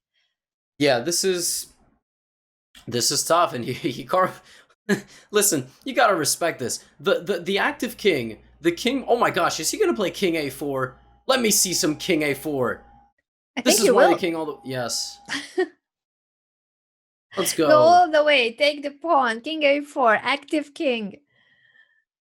Yeah, you gotta. What else are you gonna play? I mean, you didn't just walk this whole journey not to go to a4. This is like driving the scenic road, but there it is. King a4, and he's attacking a3. Just like Hikaru's tweet from the other day. Braveheart. Here we go. The king to win the game. Can he? Now if he takes on a3, b5 check could be a bit of an issue. But what if he first either blocks that with b5 or b6 to chase that bishop away? b5 he goes for. Yeah, he's played b5. He also had b6, which would have dislodged this bishop. No, I mean, listen, it is what it is. This is a chess match, in case anybody is confused what we're watching. And mistakes are going to happen. And so this bishop takes f6 came in. I mean, he can play king takes a3, but the problem is that Magnus has stabilized the queen side. That's it. You cannot move these pawns, and because he's got the 3-on-1 on the side of the board, he can just push, and it will likely be decisive, and then it's 1.5, 1.5. And we have the white pieces. We win. That's it. We draw. Yeah, we go to the blitz. Yeah, it's gonna be rough for Hikaru, but overall he still has been the player that showed better, more accurate play. So even if he goes down in this game and Magnus ties the score, as you said, Hikaru has the white pieces in the next game, and that game, I'm pretty sure Hikaru will go for something aggressive again, try to win. If it's a draw, we're gonna see 2 blitz games. This is also not over. Like, they have to play this out. Okay, it's true. not so simple for Magnus to just play these pawns forward. Look, he's got to chip away at the defense. I'm assuming Hikaru gives this check. Although knight takes b4 is... He plays king b3 because it's a little bit too unnatural to play knight b4 and walk into the pin. But yeah, but now Magnus shuts it down. That's just too accurate. Like, what are you going to do? Although there is a chance that he blunders knight f4. Never mind, that chance is gone. And he's just It would going have for the been h7 pawn. beautiful, but no, not happening. Knight takes before. Now the pawn Take is it. gone. Take it, I would imagine. Or... Yeah, I think what's going to happen is that Hikaru's going to end up with a passed b pawn, and Magnus is going to end up with 3 passed pawns. So he's going to take on h7, and then they're going to have to play it out. We might get 4 queens and 2 extra pawns for white. I don't know if that's going to happen, but it might. And that is happening. So we have 3 passed pawns versus 1. I am assuming that this is winning for white, but have to play chess and find out. We do have to play chess. And in queen endgames, there's of course always a chance for the defensive side to aim for a perpetual check. So black can be using their queen to, first of all, keep it active. Moves like this check on d5 was important, and then try to attack the f2 pawn. If the king comes back, give more checks. So perpetual checks are one of the key defensive tools, and the b pass pawn, that is another chance for black for counterplay. Yes, and somebody said, how on earth are there going to be 4 queens? Well, if both pawns promote and then white is left with 2 pawns, that would be the most fun situation. Something tells me that won't happen. Something tells me that there is a way to coordinate these pawns in such a way that you keep pushing, but you maintain vision on this pawn. But if you're not careful, this pawn gets to b3, all of a sudden it's kind of spicy. It's not so simple. So he does play like this, and probably he'll play queen g5 next. A queen trade is winning for Magnus, because again, queen n2 will beat queen n1. But there it is. Queen g5 indeed. There it is. So now we should not trade queens. e3? I don't know, tough. He plays it, but maybe now queen e3 or queen c... and queen c5 stops this, so maybe... Well, maybe what? Because if you play queen c4, it doesn't really help. Queen e2, and why is this so lost? Is it because the pawn is just going? Yeah, and we cannot push ours. Unfortunately, h5, h6 is coming while b4. Or does he want to push p4 and trade it for the h5 pawn? The thing is, this is just, unfortunately, a very lost endgame. Yeah, there's nothing black can do. The only way to secure pushing this pawn is to bring the king back to b3, or play the move queen b2. Trading the queen doesn't do it.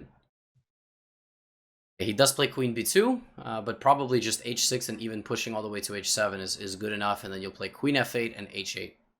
And the queen covers. Somehow the queen on c5 covers everything. Covers the f2 pawn and supports the pass pawn, and the h5 square too was important to be guarded. As the Norwegian supercomputer claims mate already, I think it was mate in 14 earlier, now it's mate in 18.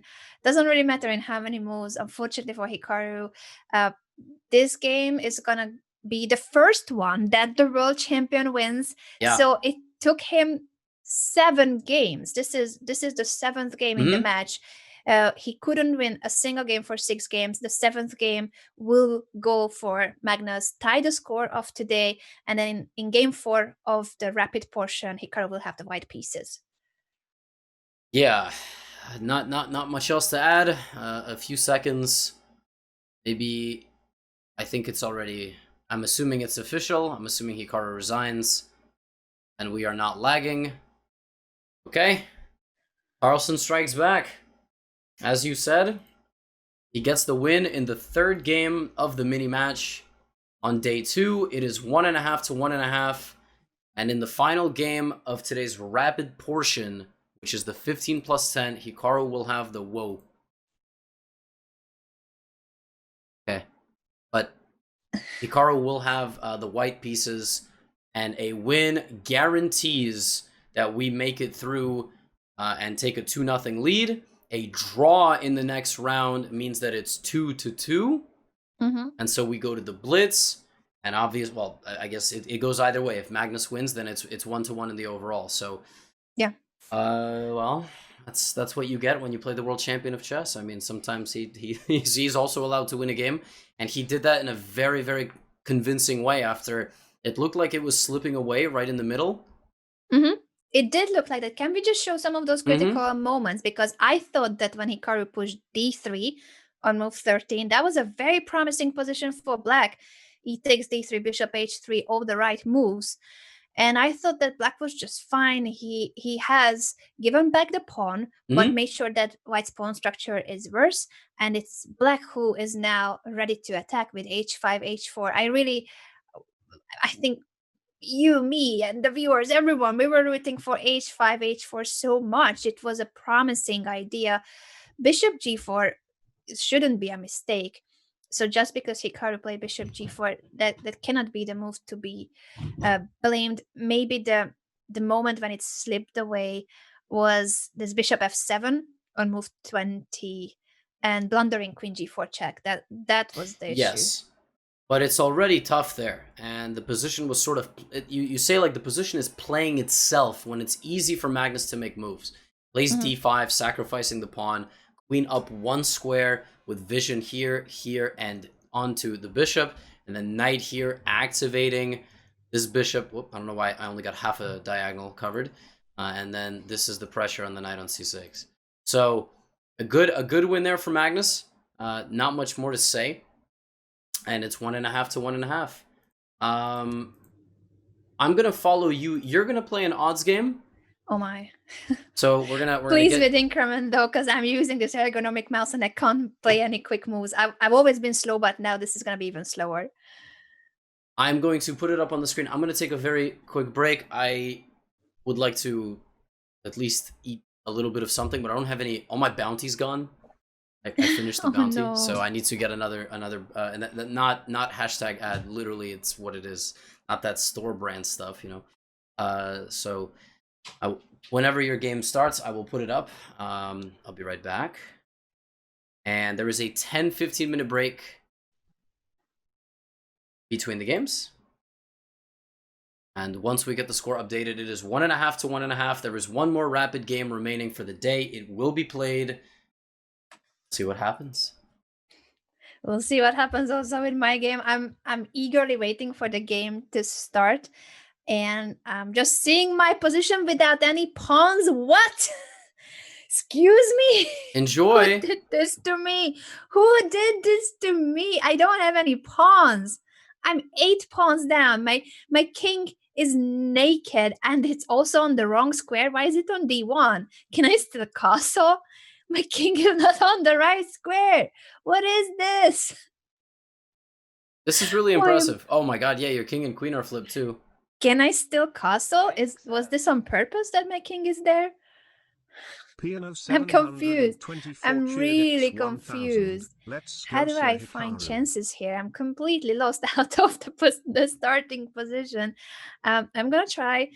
I don't know if I can castle. Maybe I should, but also I don't have pawns that will guard my king. This is terrible. But it's fun. It should be fun. I was gonna play queen b3, but it's my king that's on d1.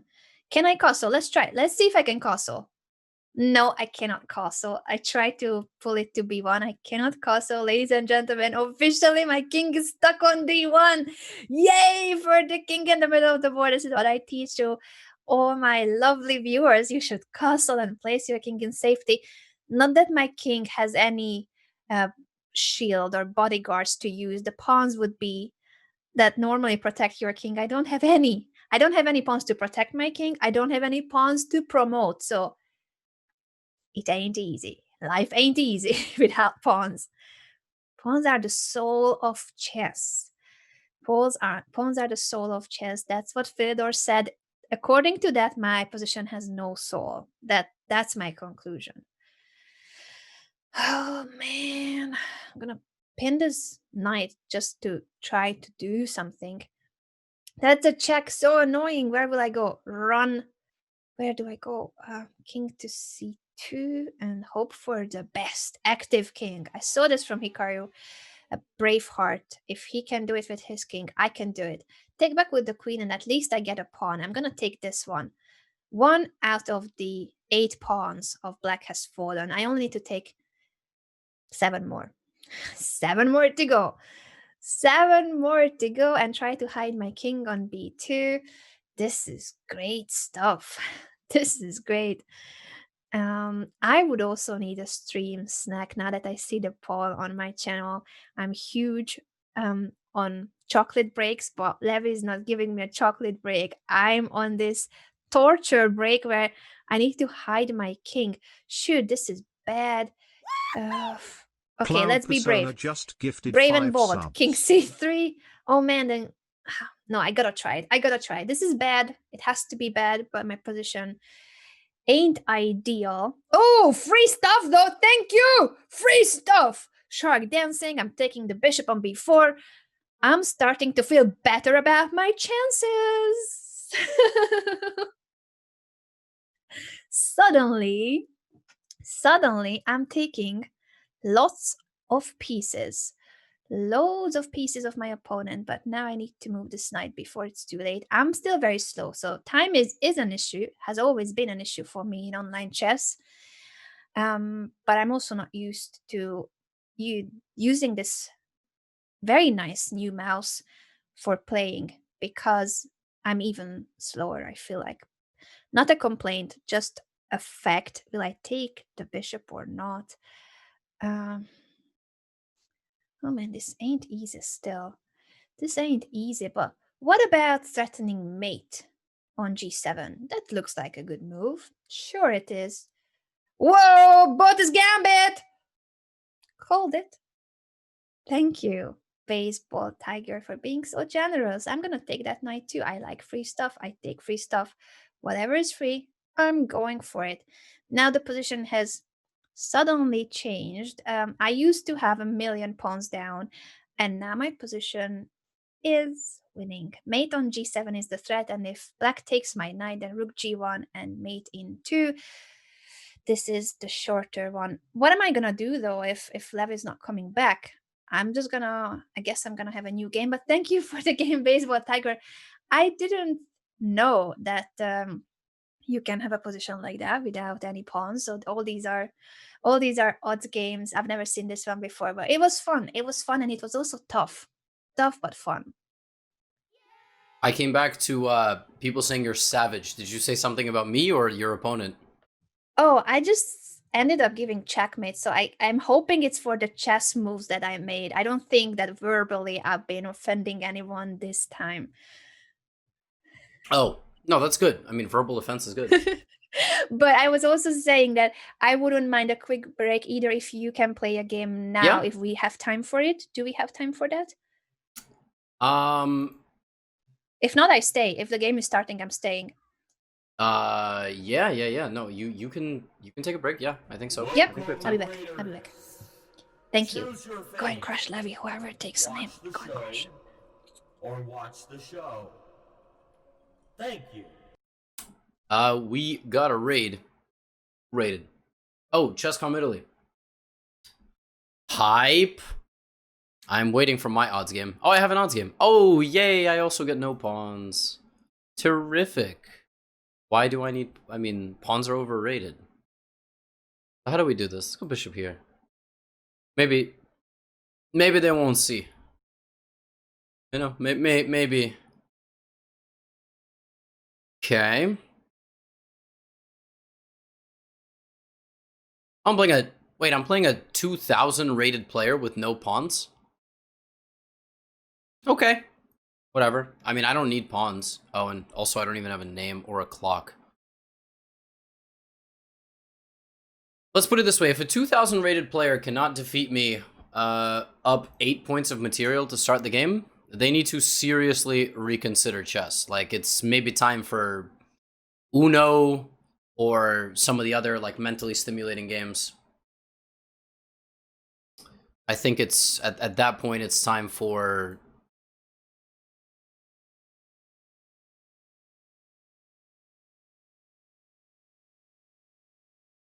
I'm gonna casually eat my breakfast. Minesweeper. Minesweeper's a good game. Mm-hmm.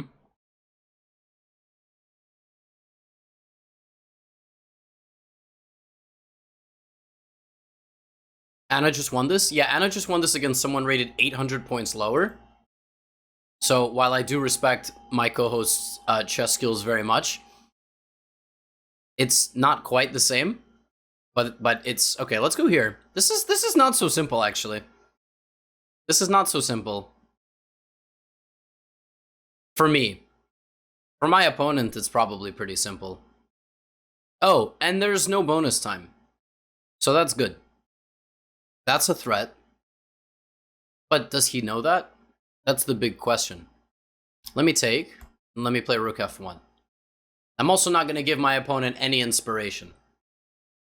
Yeah, he's thinking. He's really deep in thought about taking back my knight. Wow. Wow. Man, played it. And played Queen G5 instead of taking my knight. What a tactical savant my opponent is. Let's go here. Maybe play Rook G1 next. All right, 40 seconds for me. Less for my opponent. I mean, more for my opponent. Let's go Rook G1. Knight D4. King B1. Does my opponent know that the queen is hanging? My opponent wants this move. Play Bishop D5. I think I'm losing, but I can't quite tell. No, because I'm playing someone who's...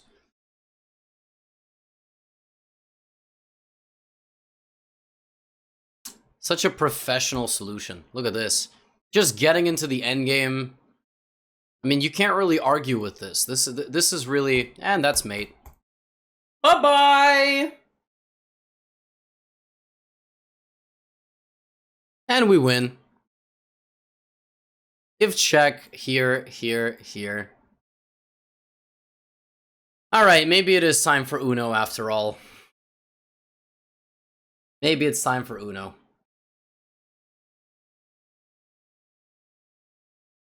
Seven extra pawns. Not good enough. But GG, that was a tough one. Apparently we're starting the next game in 2 minutes. There it is. Nakamura Carlsen. On the left side of your screen, the scoreboard's been updated. No, it's all fun banter. It's all fun banter. You gotta, in chess and in life, you've got to learn to laugh at yourself. You've got to learn to laugh in the face of adversity. Got to be able to shake it off and live life to the fullest. And I think humor is a good channel on which to operate. So at the bottom, I'm going to put Hikaru's game as well. No, it's really more about laughing at yourself, but then also laughing at your opponents. That's also good. So here we go. Hikaru Carlsen. Yeah, I don't know why this engine decides that it knows the evaluation of the game before it even starts. Can I get games recap? What happens? All right. I suppose that person is the chat spokesperson, and given that there's like 30,000 of you, although some of you decided to go elsewhere during the break, we'll get back up there again. So for the 20,000, 21,000 of you that are OGs and are still here, the recap is that in the first game, Hikaru struck with the black pieces. In the second game, it was a very quick draw. And then in the third game, Hikaru had the black pieces again, had a pretty good position. And then Magnus sacrificed the pawn, went on a pretty big attack. And then I think just a slight error on Hikaru's part allowed Magnus to get a good and active position. And I think, yeah, so, some of you... okay, and we have Hikaru starting out with e4. And some folks were saying that there was some sort of... there was a sort of webcam issue and malfunction, and I guess that they were trying to get him to make sure that there were no problems, and doing that in the middle of the game rather than focusing definitely isn't great. It doesn't make anybody feel good, definitely rattles a player, especially in such a high-level matchup, so... I don't know the full story, but obviously we'll get it from Hikaru when we talk to him. Looks like Magnus is not even there, which is probably even more tilting. Okay, Magnus has played e5, which is exactly what he did in the first game. That Hikaru had the white pieces today. And I really wonder if we're going to get the same repetition. I don't know, because does Hikaru drag Magnus out of Rapid and down into the Blitz for a fight, right? So Hikaru has the draw in hand. Hikaru has the draw in hand. But, oh, and it looks like it might happen. Wow. It might happen. We might actually get a draw and we might, wow. Oh, no, Magnus? Oh, no, it's happening. Or is Hikaru gonna play this out? No, it's a draw. Draw agreed. Wow. Wow. And that's it. That's it. That is it. A full game with your host and co-host, Levy Rozman. Take it out. I'm over there. Oh, no. I don't extend that way. Okay. All right. Let's see what... Anna, how are you? Oh, good. Sorry, I've taken longer. I had to have a bite from that. Yeah, you missed the whole Chinese fourth takeaway. game. The whole fourth game is done. What? Yeah, they played the same thing they did in game 2. You kidding? Nope. That's over. It's over. I thought you were pulling my leg. No. I most certainly am not. We'll take that out of your paycheck. Thank you very much. No, I'm just kidding. That was that's the danger. That's the danger of these things. It's like I just wanted some food, and once you have food, you need to brush your teeth because your entire menu is in your smile. And once I brush my teeth, I need to reapply lipstick. So it's difficult. oh. Oh man. I usually apply my lipstick just once in the morning and then once in the evening. I don't. I Yeah. see.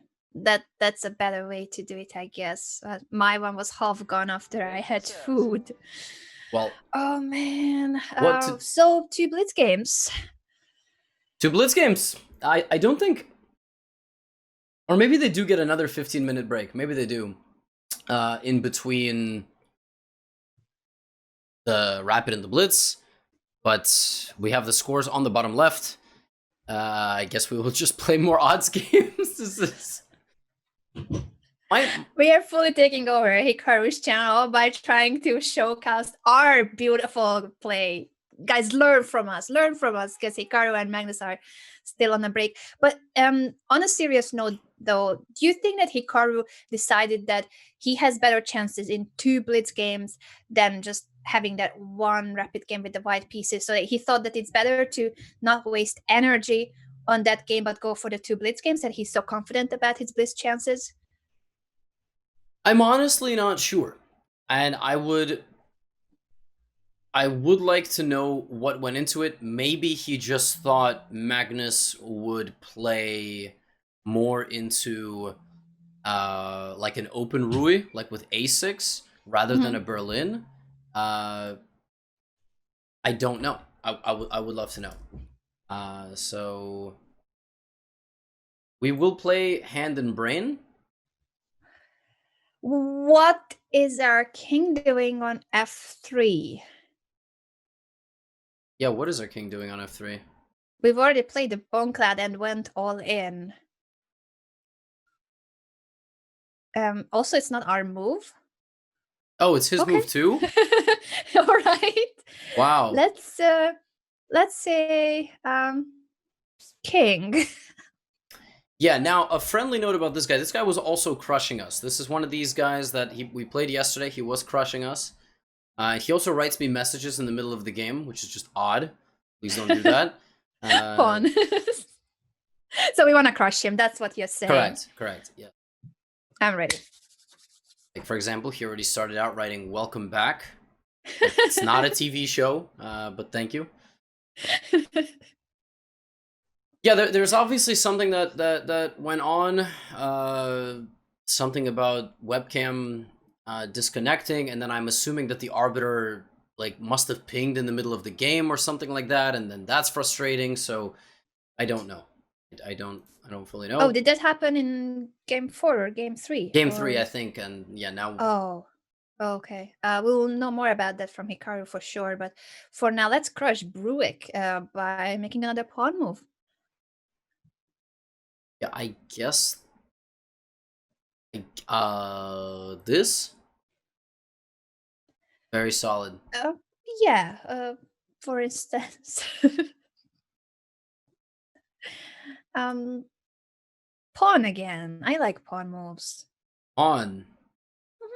You want me to play this? Yes! The Alpha Zero move! But Cyborg Anna is happy. Okay, maybe now it's not so cool anymore with that knight coming to d4. I'm gonna say pawn again. all right. Only pawn moves and king moves. Okay, now that we have developed our pawns, let's focus on the pieces. No, we will just make up another pawn move. Another pawn move? Yes. What are we doing here? Deciding to develop pawns only, which This? cannot be developed. Yeah, why not?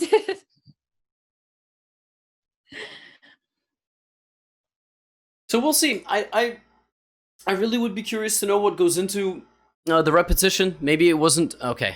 Anytime. Let's make a move. Bishop. I thought maybe you want to develop one piece. I'm gonna say bishop. Okay.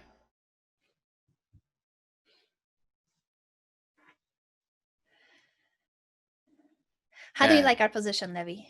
I hate it, but that's the nature of the odds games. All right. Is it ready? Is the position ready for another pawn move? A king move, maybe? Lots of options here. Lots of options. Pawn.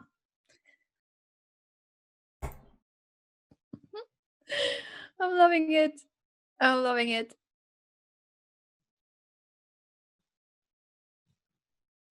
Yeah, let's get some louder music in here when we're on break. Mm-hmm.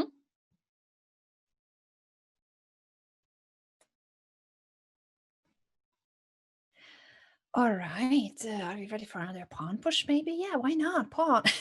Outstanding. Good technique we're showing here. Moving every pawn one time before we get all the pieces developed. I'm just making room for our pieces. Oh, okay. All right. Is there anything that's being threatened or just looking aggressive? Well, pawn again. My God. How? What? You want me to go here? Yeah. And now then what? bishop. Let's develop. Develop, you say? I mean, Huh. I Really? thought we could. Here? I wanted to go bishop a3, but maybe this is safer. Ah. Our position is just bad no matter what we do. Yes, it's not so good. Knight. Let's Well, develop further. I only have one legal move with any knight, so... Easy. The other thing is, yes, you could just take that game off to recover, and then you go for the blitz. It's... Okay. All right. Knight. I guess here. Hoping it's not too bad. Yeah.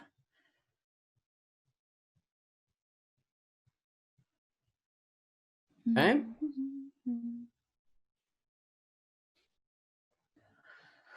Oh, slightly we are getting into trouble. I don't know why. It's not like our king was on f3 at the start. Bishop. Yeah. I think this is fine. Hoping for the best, and also hoping for a Bottas gambit in general. I think that is not a crazy thing to ask for, given our opponent's rating. His deep thought here to find Queen G6 is really perplexing. Like that, you know... Poor Bruick, he's just being constantly trolled by us. What do we do here, though, to continue this majestic attack against the queen? I have no idea. Bishop. May not make sense, but... Bishop. Take? Yeah, I thought so, that we have some more room for our poorly placed pieces. And now, do we have time for knight?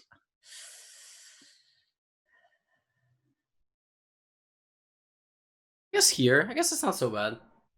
Yeah, it feels like it's still, of course, awful, but at least we have developed most of our pieces. Knight again.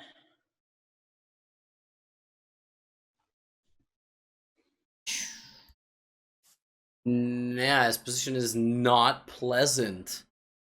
It ain't It's pleasant. not. I have seen more pleasant positions in my time. Yeah, this is annoying now. Well, it's got to be bishop.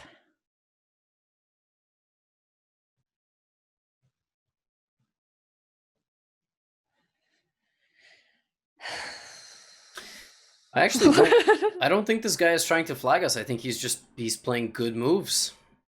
He is playing well. I was afraid that he was going to take on g3, but he doesn't even want the pawn. So, if he doesn't want the pawn, shall we make a pawn move? Sure. And scare him, even if it's our king that's on e2.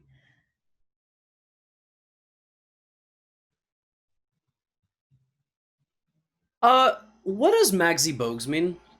Is that his him trying to be like the NBA player, Muggsy Bogues? Is that the shortest NBA player of all time? Is he? I didn't know, but of course Magnus is a huge basketball fan, so it wouldn't be a coincidence if that's why he chose the name. I didn't realize that. Oh my god, we don't have time! Rook. Correct. Sorry. It's okay, this could be the strategy. We just get down to like very, very low time. I think that literally is how we beat this guy last time, and then he wrote us a very nice message. Wrote like, Oh, good was he game, the it was a one? pleasure to play you. Oh, Bishop, he's so nice. Oh shoot, did I say Bishop? But you're down. Actually, you were already down on time, so you can make moves without me. Yes. There is 2 seconds bonus. There's no moves yet. Let's see if this works. Now he's thinking. This is scary. I think he's Very scary. most likely going to find the most clinical conversion. All right, now we have new names on the official board. Correct. That is why his name is Magsy. And Oh, good to know. Good to know. now I'm assuming that we will just have one big, and he just traps the bishop like it's nothing. I mean, my goodness, this man. Oh, he plays well. This man is just on a mission today, getting revenge, and just finds this move in it. I mean, wow. Wow, Bruick. On fire. Congratulations. He is. He played really well. We also had a really terrible position, but Bruick deserves credit for this win. Yep, that was a good game. Good game. That GG, was a yo. good game. I do not want that guy playing for Team Hikaru in any sub battle ever. That is a guaranteed win. Wow, my gosh. Okay. Will the first Blitz game in this match save us from another humiliation? Probably. Probably. I don't know what to predict. I would imagine C4 is how we're gonna play. Could be. That worked out well in game 3 for Magnus. So he might go for it. I agree with you that the English is a possibility, likely that Magnus would repeat, and then we shall see whether Hikaru will go for this castle queenside line again. He was all right actually out of the opening, so he may as well do it if he has the confidence. May do it if he has the confidence. I will pull the game up on the bottom left as well. I will flip it so that we have it in Hikaru's view. Does have it with the black pieces. And we need your predictions, guys. What do you think? 2 Blitz games. So far, the Rapid, that ended in 2-2. And now we are moving on to the Blitz portion. 5 minute plus 3 second increment. 2 games, 1 with each color. And if we have no result after the 2 Blitz games, that is, it's still a tie, we'll end in an Armageddon for Armageddon today. indeed, and here it is. All right, is Magnus going for the London? Wait, let me flip this. No, he's just going for a Queen's Gambit. I thought he looked like he was maybe going for something there, but so Hikaru is just playing this line. This looks like if knight c3, dc4, maybe Magnus plays b3 or e3 here. Bishop g5. Ah, All right, and dc4. So it's not one of the lines that we predicted, but Hikaru has come very well prepared to this match against Magnus. I wouldn't be surprised if he once again blitzes out the moves.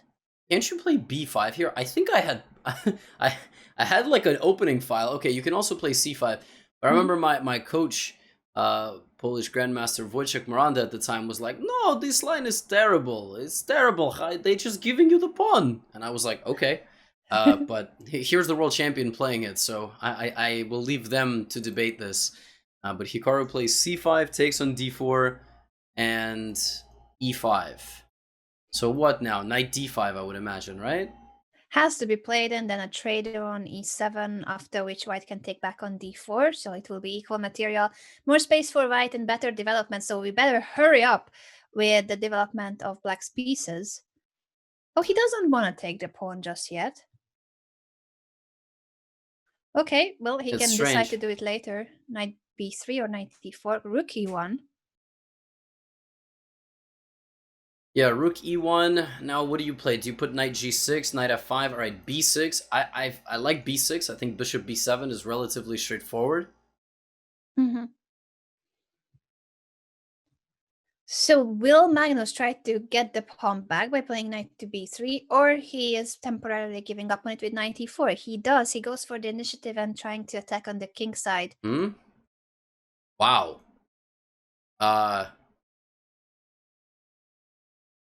Well, interesting move. So he doesn't play bishop b7 because knight was going to jump into d6. It almost looks like a slip, but it actually makes a lot of sense. Knight comes to d6. And now my question is, do you just go after this knight? Like, do you play knight c7, the knight c8? What do you do? It's annoying now that the pawn is gonna be captured next move, and the knight on d6, an octopus. That's a very well placed piece, really powerful. Oh, queen d7, so now after queen takes d4 or knight takes d4, we will just go for knight c5 and accept this slightly worse position. Slightly worse position indeed. Sorry, I'm allergic to positions without bishops. So I don't know what that was, but I don't like this knight on d6. I don't like that knight on d6. And I had to change my sneezing pattern because anytime I sneeze this way... Looks like you're sneezing at me. Oh, no. I just get accused of dabbing. Everyone's like, Levy just dabs. And I'm like, yes, midstream, I have like a little tick. I just gotta, just like hit him with one of these and then I can go back to living my life. So. Oh, I see. Now I see your camera. I only saw it with the delay, the motion. I get it. Beautiful dab indeed. But don't sneeze at me. This is the Queen and the Caballos. It's a children's book. Queen hanging out with the knights. Knight maybe going to b5. Not right now, because actually that doesn't quite work. But in the future, also knight c6 and maybe knight d5. The good thing for Hikaru is that the position is completely symmetrical in terms of the pawn structure and the pieces. So almost no imbalance. And if he holds this, he gets white again in the next game. And I mean, I hope there's not going to be another 10-move draw. Let's hope there won't be another 10-move draw, especially for Magnus, who has the white pieces in this game. So Magnus will try for sure. But if this is a draw and then we get to see Hikaru with the white pieces, I think he will try. He has to, he doesn't want to go for an Armageddon where Magnus gets to choose if he wants to play with the white or black pieces. Yeah, I think he would play... Probably he would take white, I would imagine. Why not? Why not? You think so? You think Magnus would go for it? Yeah. Even though he lost 2 games with the white pieces. I think the flexibility of the openings versus the repertoire, he gets a little bit more active option, he gets more time. I think it all plays a role. Could be. And today, it's true, we did not see any Nidors. Magnus, after yesterday's not so successful match, decided to abandon the Nidor for now. Completely. Like, Hikaru made the guy stop playing an opening, basically. Maybe his team will spend today revamping some ideas and bringing something back for tomorrow, but it's so tough to predict what opening a guy is going to play, and that might have gone into Hikaru making that repetition early on, so... Yeah, maybe he wasn't just fully ready for deciding what to play against the Berlin, or also for the match result. At that moment, the repetition was good, so we cannot blame Hikaru for that. He was leading in the match when he did the first repetition in that opening. In terms of this move, yeah, knight takes, rook takes. Now f5. My big question is this attack scary?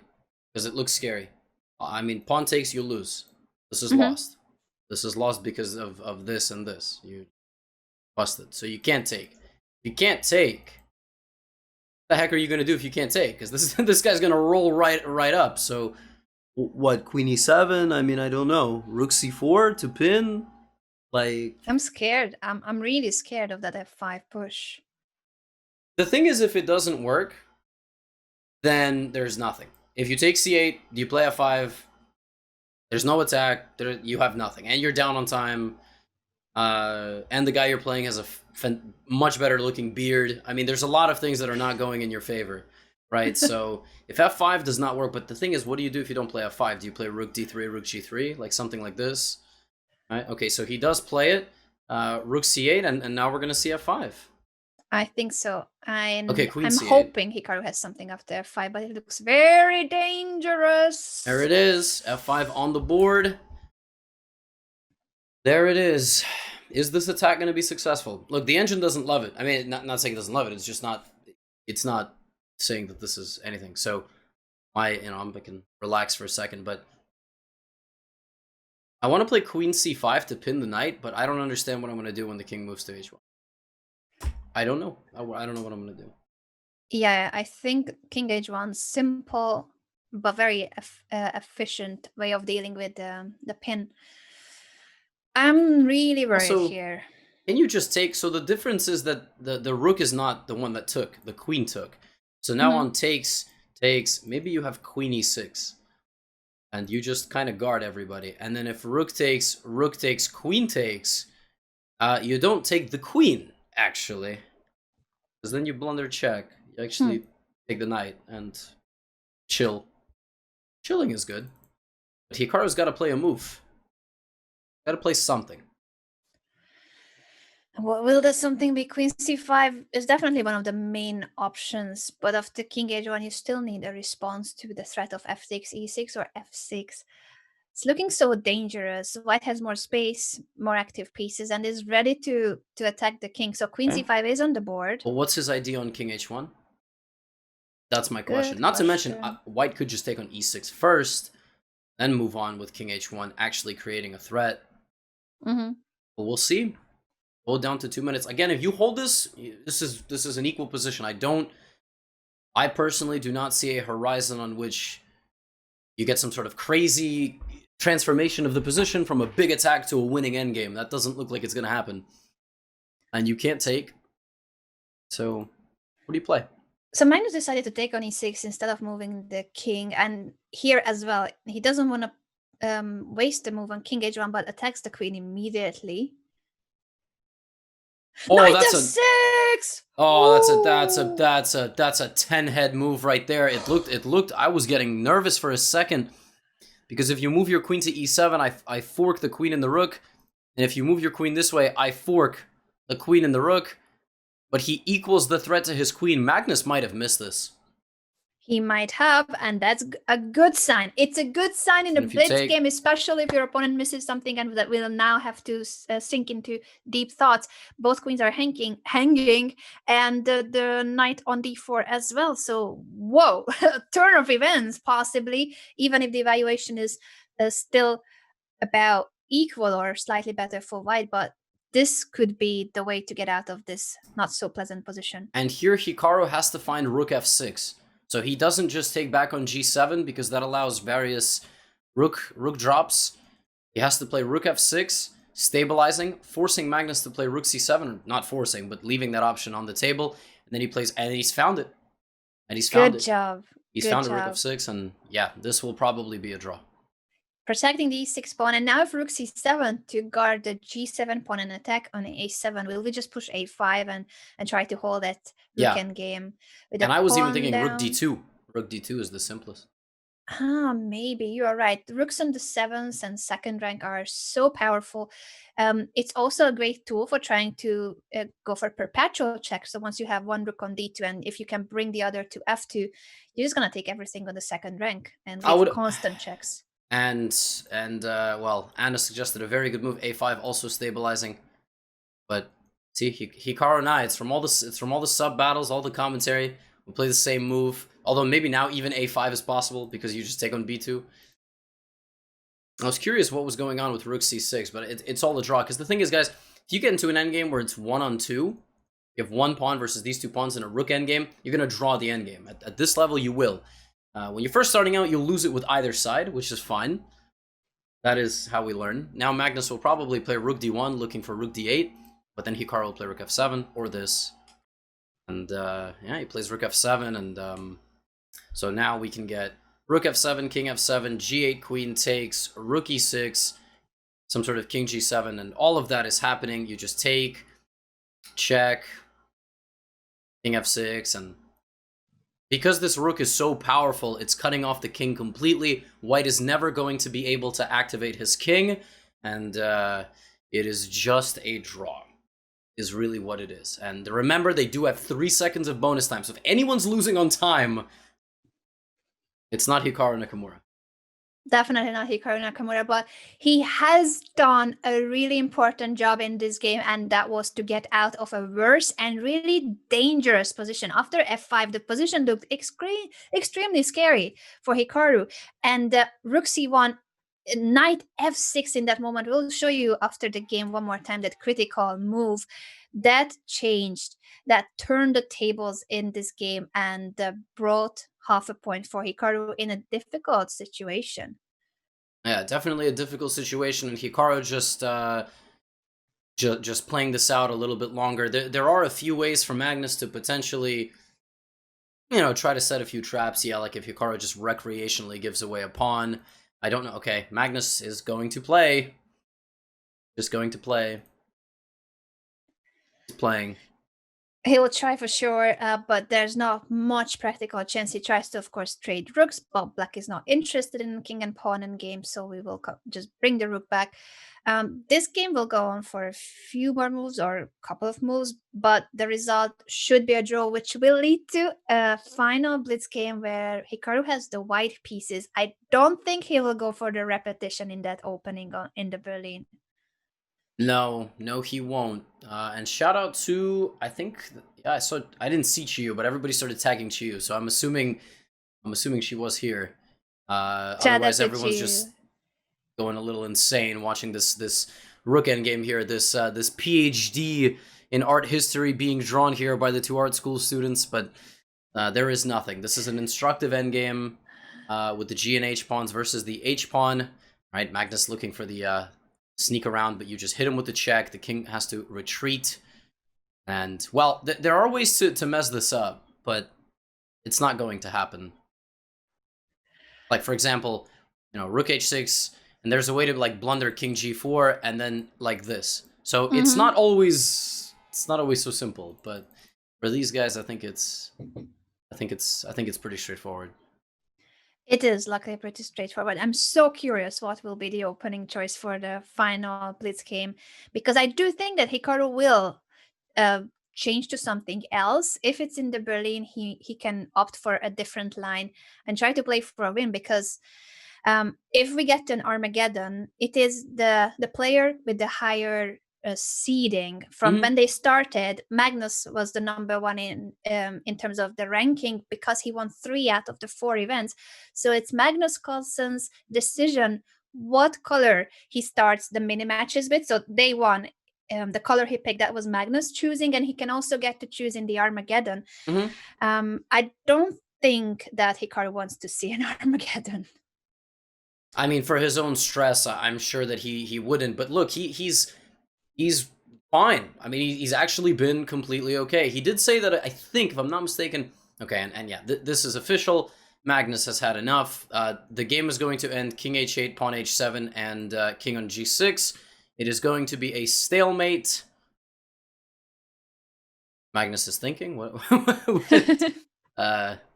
So this king and pawn game is a theoretical draw. The moment when Hikaru traded rooks, that was already a theoretical draw. He wouldn't trade rooks if it wasn't for the fact that this is a known draw position. Yeah, I don't actually know what is going on. What is going on? I don't know what's going on. I think they might have agreed in a draw already. We just need to get the updated result. And I think now it's official. It is a draw. Is it official? Let's just double check. Should be a draw. Should be. Okay. Yeah, that was strange. I mean, the thing is, if you do let your clock run out here, it is still a draw. You literally cannot do anything to lose this game here at all. Even if you disconnect, even if you write some terrible message, that it's a draw because black does not have sufficient checkmating material. But no. I know that Magnus had the disconnect, and so everybody's kind of trolling for that. But the same way we want to show respect to Hikaru across all the different chats, also do want to show respect to his competitor. It is what it is. Draw agreed. I don't really know what happened there. I think the game was agreed to a draw, and our score is 2.5, 2.5. So we have one more Blitz game coming up. One more Blitz game where Hikaru has the white pieces one more time. He's leading overall in the match, so he won yesterday's mini match, but you need to win 4 of those mini matches in order to claim the title and win $140,000. That's the first prize and all the bragging rights. And you guys shouldn't leave. We don't have another 15-minute break. So I know that folks usually, when we start playing odds, they step out, they come back, but the next game's in 4 minutes. So right around now is the time to hit up everybody you know and tell them that this could be the last game of the day. This game was not going to be the last game of the day because they always have to play the second Blitz game. Let me just pull up the big bracket. I haven't pulled this up in a while because we do have the scores up. But the format is potentially a 7-game match. I will just hide this for 1 second. When it is 2-2 in the 4 games of Rapid, it goes to the 2 Blitz games. They alternate 1 color each. So now Hikaru played black, Magnus played white. Now they flip. And if it's 1-1, they play Armageddon. Armageddon, a lot of you know that. Some of you don't. White gets 5 minutes. Black gets 4. No bonus time. But if the game is a draw, black wins. There you have it. So that is on the cards that we may see an Armageddon today if the next game ends in a draw. But it's Hikaru who will definitely try to play for a win with the white pieces. He won his previous 2 games. The 2 games he won earlier were with the black pieces, but they have had so many ups and downs in other games too. And Hikaru had great positions on the white side of the Najdorf. Now for today, Magnus has decided to abandon the Sicilian and push e5 as his first move and play in the Berlin defense. I wonder what will be Hikaru's choice. He really must do something, not go for the repetition in that line. He must do something. Again, Magnus will probably play into e4, e5 again because he hasn't seen what Hikaru is going to prepare. But now that he's shown that he's fine playing into the Berlin, then Hikaru will have to bring something to the table tomorrow or not play e4. But he seems to be having a good time with e4, at least he did against Najdorf. But that's kind of the story. It's like, hey, Anna, if you're going to get a Najdorf on the board every time with white, will you play e4? Yes, absolutely. I've done all this prep. Hey, Anna, if every single time you play and you get e4, e5 Berlin, are you going to play? I haven't done that much work, so maybe I want to play c4, d4, all the other stuff. So we don't know. We don't know what's going to happen. Yeah, that could be the case. The Najdorf and all Sicilians are so much fun to play with both colors. But the Berlin, those dry endgames, that was also what caused a lot of headaches to Garry Kasparov in his World Championship match against Vladimir Kramnik. So it's not the first time that we see the Berlin being used as a main weapon. Fabiano did it against Magnus in his World Championship match. So we shall see whether Hikaru sticks to e4. That's a good question. Oof. Hope Hikaru is doing the same. Get that back crack, shoulder roll, posture check, and here we go. I think we're gonna start in a few minutes. Blitz E4. in. Oh yeah, E4. Wow. What? No way. No way. Don't do this. Okay, he took on He C6. takes on C6. Okay, Wait, that's whoa. different. Here we go. This is different. This is very different. This is an exchange Spanish. Mm-hmm. So white gives up the bishop, but it doubles the pawns for black. Better pawn structure for white, but pair of bishops for black. It's a strategically imbalanced position with chances for both. I do like these positions. I find them really rich with the knight maneuvers, but it's also quite a solid setup. Knight c4, knight to e3. I'm loving it. This knight heading over potentially to f5 as well. Yes, exactly. Magnus doesn't just give this bishop back. When you take on c6 so early in a position, I've actually been asked this question by so many different PogChamps players. They're like, when should I trade my bishop for the knight, like in the opening? Like, why does it go on c4, not on b5? So I always say you need to have a reason to trade. Damaging the structure is a reason, for sure, but you want to be 100% certain that then you restructure on the color of the square that you gave away. And you gave away the light squared bishop, so look at this. Very nice. Light squares are covered. It is really nice. Yeah, the pawns are taking care of the light squares, and the bishop of white is now doing well on the dark squares. So this is how you should play if you give up one of your bishops, not the other way around. You don't want your pawns to be all on dark squares and have holes on the light squares without the bishop. Exactly. I think Hikaru can already start to consider moves like h4. He just plays c3. So he's really fighting. This is an imbalanced position. Knight is standing very nice on f5. Not clear which way either player is going to castle. This is Magnus showing he might castle queenside. But if you play queen c2 or queen d2 or queen e2, maybe Magnus won't do that. I don't know. Probably white should castle queenside though. That's what I can say. Yeah, both players may end up castling queenside. It's a strategical battle, not as sharp as some of the earlier games, but also still a very complex position. I'm loving this opening choice in terms of just like not allowing a theoretical line in the Berlin, but going for a playable middle game. Really, this is going to be about who can outplay the other. Yeah, they've both castled queenside. They've both played the necessary king move to cover, and wow. Oh, this is boom! What it's all a boom about. moment. Get those boom emotes out on Hikaru's channel. That I think Levy also have a boom emote, right? That I need a boom emote myself. I do have a boom emote. It's usually when my opponents find the good moves and I don't. But very nice idea here. Opening up the position. There's a bishop, a queen. Oh, rook d4. Let me see rook d4 on the board and bring the second rook. There it is. Amazing.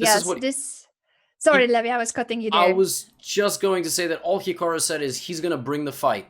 And he's bringing the fight.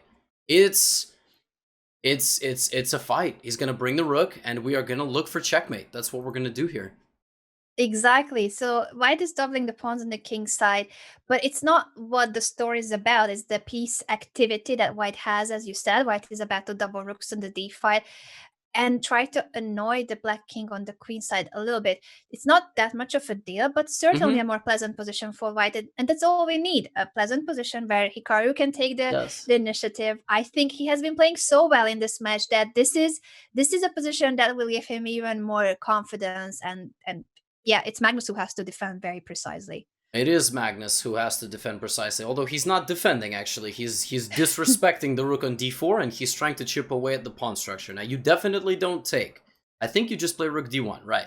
Now, if takes, takes. And while Magnus has opened the rook, where's that rook going? I just see empty space. Like, I don't know.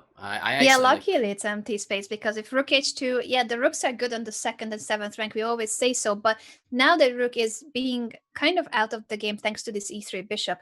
Queen e7 instead to step out of the d5 pin. a3 maybe? a3, the idea being that you want to bring the rook out, and you don't want to allow the rook to come down to h1. Look, the truth of the matter is there is no decisive attack here. Like, there is no crushing breakthrough, but queen a4 does set up a nasty threat, and Magnus covers it. The threat was rook takes bishop, or rook e4. And Yep, then that two things hit. was a threat. B6 covers the diagonal, But it does weaken the light squares. yes, if this was Bughouse, I would yell for a knight from my partner. Just drop a knight into c6 from the heavens and destroy everything. But we don't have that, and we also don't have a light squared bishop. So that is a pity. Now it is a pity. So b6 can't really be exploited, but still a nice position. Queen to c6. Just when we say that Hikaru can't exploit the light squares, he says, "You know what? The queen still stands well on that long diagonal." yes, but I think bishop e5 trades every piece, unfortunately. I think after bishop e5, you have to trade all the rooks. And then we get Armageddon. That's what we get. Well, if we get an Armageddon, what color will the world champion choose for that game? 5 minutes with the white pieces, Totally. but must win? Totally Will he do that? I think he picks to play white. I think so, but that could be completely wrong. Because again, here's the thing. Imagine this position. Look, we already have a situation on the board, which could be from Armageddon or Armageddon. Wait, the evaluation bar is going better for black now. Did he blunder or did he mouse slip? Queen b4.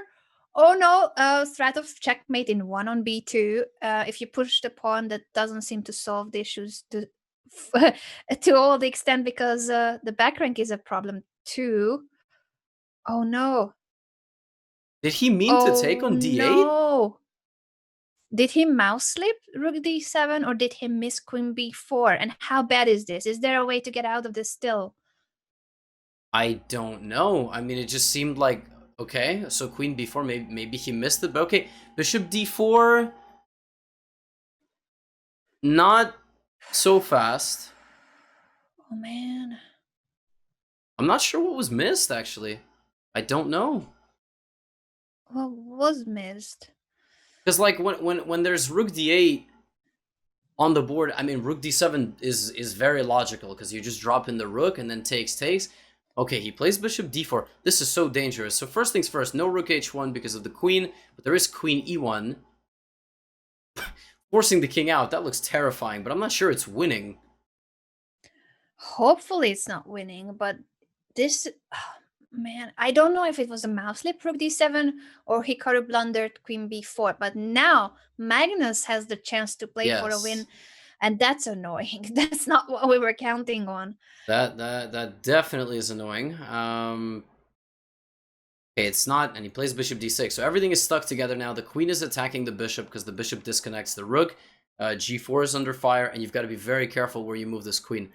You go back to e3, you'll lose the g4 pawn. Yeah, that's an issue. Queen to e4, but the evaluation bar goes almost fully black. That is a bad sign. Queen a4. Ooh, the rook is hanging and mate on d1. This is a winning move. Queen a4, double attack. No, the game is gone. The match of today is gone. Yeah, with that, I think white just... You look at the board, you look for checks. Yeah, and he's resigned, and Magnus levels the playing field. Now, that was unexpected, how Magnus found a way to come back in the rapid, where Hikaru was leading with only 2 games to go, and game 3 was the critical one. This Blitz game, it felt like Hikaru had the upper hand. He was playing for a win, and then he missed this queen b4 idea. Was it a mouse slip? Did he miss queen b4? We'll not know for now, but this is gonna be really painful for Hikaru, because he certainly had good chances in this game. Definitely didn't think he was gonna lose or be in any danger. Yeah, this was such a peculiar turn of events, all of this, and just to pull up, matches all level. It is 1-1, but wow, that was... Everything that happened there was odd, like, to say the least. It was very much in the balance, and then this rook d7, this queen b4, and then queen a4, and we were talking about Armageddon. We just thought there was going to be a trade of rooks, but I don't know. We obviously will get the full story, and I'm assuming that we have Magnus will join the main broadcast. Yeah, I just have to hear word. But as far as tomorrow goes, now that it's 1-1, there are no breaks, right? There are no breaks. Yep. I'm still trying to understand what has gone wrong. Hikaru, for sure, will be kicking himself because he had such a good chance today to score a second match win. But it's not over. It's just about to start. Best of 7 is the format. So the player to win 4 of the mini matches. It's 1-1 so far. They need to make it to 4 match wins to win the finals. Levy, your thoughts, and do you think there's any chance Hikaru will join us? I don't think I would want to be. I think he is. He is joining us. That would be amazing. But I also would give him a pass if he cannot, because this emotionally is so difficult that you lost the match. No, but this one fine detail. Here he is. I actually think he? Yes. We're gonna see him in a second.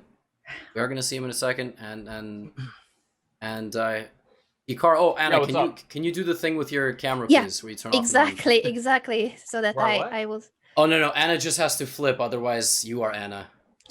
Oh, okay. Well, that's not the worst thing in the world, that's for sure. Thank you. Hikaru, hi. We did not expect this. Talk to you. I don't even know. Am I supposed to ask you questions? Like, you want to debrief?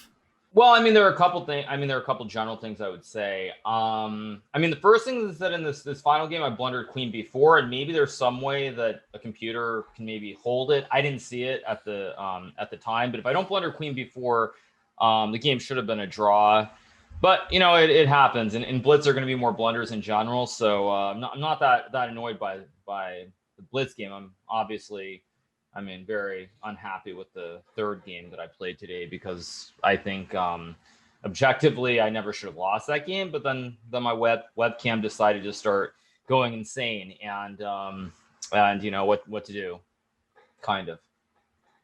Can you tell us about that? What happened with the webcam? Because we heard it by the viewers mentioning that something happened, and probably that in that moment an arbiter had to contact you about the webcam. It must have been really distracting. Can you describe what happened? Yeah. Well, I mean, first of all, in the contract they have these rules that, like, if your webcam goes off, it's like a $1,000 or $2,000 fine to start with. So obviously I was preoccupied with that and trying to get it reset. And so, like, literally I would turn it off and turn it back on. I'm not sure if it's the webcam is really old or if it's just the USB port. There are problems with the USB port. So basically, in general, like, it just happened at the most inopportune time. That being said, I have had this webcam for, I want to say 2 or 2.5 years. So, I mean, if it was going to die, literally it could not die at the worst possible time. So, so yeah, I mean, it happens, and that obviously affected me in terms of that game, and I lost. And I think then once I lost that game, in the fourth game, I was really, I was definitely tilted, and I just didn't. I thought it would be better to get an extra 15 minutes to kind of regroup and gather my thoughts than try to go all in. So that was the fourth game. And then in terms of the final game, I mean, I kind of had this choice if I was doing the math, which is, do I want to play this Berlin in the Armageddon game, like a one-off 5 versus 4, or would I rather try to play with white in this final game? Because I figured if the game ends in a draw, Magnus would pick black anyway. So I thought it was a 2-for-1 situation where I would have 2 whites and 2 chances, as opposed to, say, drawing and then an Armageddon game having 1 shot to win. So that was sort of my that was sort of my rationale when I was doing the math for the Blitz games. And yeah, I mean, it was a good match. I probably should have won today, but unfortunately I had that hiccup in the third game, and you know, the life goes on, the match goes on. Yeah, I was going to ask specific to this the Berlin. Was the Berlin itself a surprise? Were you expecting an open Rui if you got e4 e5 today? I mean, without disclosing too much. Yeah, I mean, I think the thing is that after Magnus lost the first game, is obviously going to be a little bit more solid, because if you lose the first game with white and then you lose the second game with black, then you're in a big, you're way behind and you're in a big hole. So, yeah, I mean, I kind of expect him to play something like that. And in a match that's really long like this, the good thing is that there will be more opportunities to do preparation, come up with some ideas. So, yeah, I expected it, and he played it, and yeah, I thought the draws were fine. I know people are kind of complaining, but when I was ahead 1-0, I felt very confident in my black repertoire. And I think the choice was actually completely fine because I got a much better position in the third game. And the fourth game, as I said, I was obviously just completely on tilt, so I just didn't want to play after what happened. But it's 1-1, and there's still, I mean, a lot more matches to go. What do you think went wrong in game 3? Because we also thought that you had it under control. D3 was a move we all loved, that pawn push and bishop h3. Where do you think it slipped out of your hands in game 3? I mean, the webcam, obviously, when the webcam went off, Can you tell I think us which moment it was, or when? I think it was like right around the time that he played Queen C4. I think it was right around this Queen C4 moment. I think the advantage is probably already gone at that point. But I should not have lost it. Basically, around that point, I think I had maybe 7-8 minutes, and with the webcam issues going on, and then thinking, I just blundered right away when I allowed this knight c6 queen g4, which Magnus found to his credit. And after that, it was just, I mean, I think I probably had drawing chances, perhaps, but considering what had already happened in the game, I was kind of in such a bad mood that I wasn't able to find the way. But yeah, right around queen c4, bishop e6, somewhere right in here is when webcam started going off and on, and all that whole mess began. So yeah, but I feel in general, you know, if I'm going to give an honest opinion, I think I've just outplayed Magnus throughout the first 2 matches, and going in, I did not expect that. So obviously I want to win, and there's a long way to go, but I do feel that I've played the better chess so far. And if I'm playing better chess than Magnus has, then that's a very good sign. That indeed is a very good sign, and that was our feeling too about these first 2 days, that you are bringing your A game, and Magnus is second guessing his moves. He's constantly in time trouble. You always play the semi-Napo, basically, as you said, just putting him under time pressure as well. And it felt like you were gonna score a second win today. Yeah, I mean, it's not that big of a deal. Obviously, when I stream after this, I think it's going to be a shopping stream most likely. So I'll probably be shopping for a webcam. But putting that aside, like I was saying before, generally, I felt that most of the times that I've played Magnus, I've gotten worse positions, and I have generally been outplayed. And I feel that at least in these first 2 matches, I've played on par, if not better than him. And so I'm very pleased with the quality of the play. And 1-1 right now. Obviously, I'm not happy, all things considered, because of what happened today. But that being said, if you told me before the match it'd be 1-1 after 2 matches, I would be happy with that result. So, you know, the match today is in the past, and you just have to come back tomorrow and play, keep playing good chess like I played on the first 2 days. So are you booting up right after? You're gonna shop for your webcam? What's the plan? Yeah, I mean, I'm going to boot up right away. Like, I mean, the thing is, I don't know if it's the webcam or if it's the webcam or it's just the USB port on the back of my tower. But that being said, yeah, I think I'll be shopping because I have my Cam Link Elgato, so I'll probably be doing some shopping, and that it should be a fun stream. So I'll be going live right away. All right, I think so was Anna. Today we were on both channels, so I guess I'll let you both go. Listen, thanks for joining us, because I would imagine that it is definitely a pain, but you've got a lot of support here. It's been like about 25,000 people, so hopefully they stick around for the webcam shopping all day. I mean, before we go, just on that point, what I would say is, like you're saying, it's painful. Actually, to me, it's not, because of the way that I lost the match. Like I said before, when if your opponent outplays you throughout the match, for example, you don't generally feel great about it, because you feel like it was sort of, you know, you could have done better. I thought I did very well today. It's just this one issue in the middle. And then in the last game, I mean, I missed a 1 mover. But in Blitz, It's very easy. I mean, Magnus, even in the various events, has made 1 move blunders too in the Blitz game. So I wouldn't say it's painful. I would just say that I'm a little bit annoyed and unhappy. But it's not something where like I want to go and like throw some chairs and you know, trash a room like I could a do it rock for star you or something. Yeah. So I mean, that's the thing. Like, because of the way it went, I'm not like super unhappy. I mean, I'm not. It's not painful. I'm not really upset. I'm just annoyed. Well, I think a lot of people are spamming their hearts for both of you. And then we'll let you go. We'll let you get to shopping, Anna. I'm guessing you're gonna boot up as well. So, guys, we will be back again tomorrow. Everything is the same. The score is now the same, and it's a best of 5, not a best of 7 anymore. So, next person to win 3 will win. So I'll let you guys go. Thank you for joining us, and have a good rest of your afternoon, everybody. Yeah. Good luck, Hikaru, for the rest, and good luck with the shopping. All right. See you guys.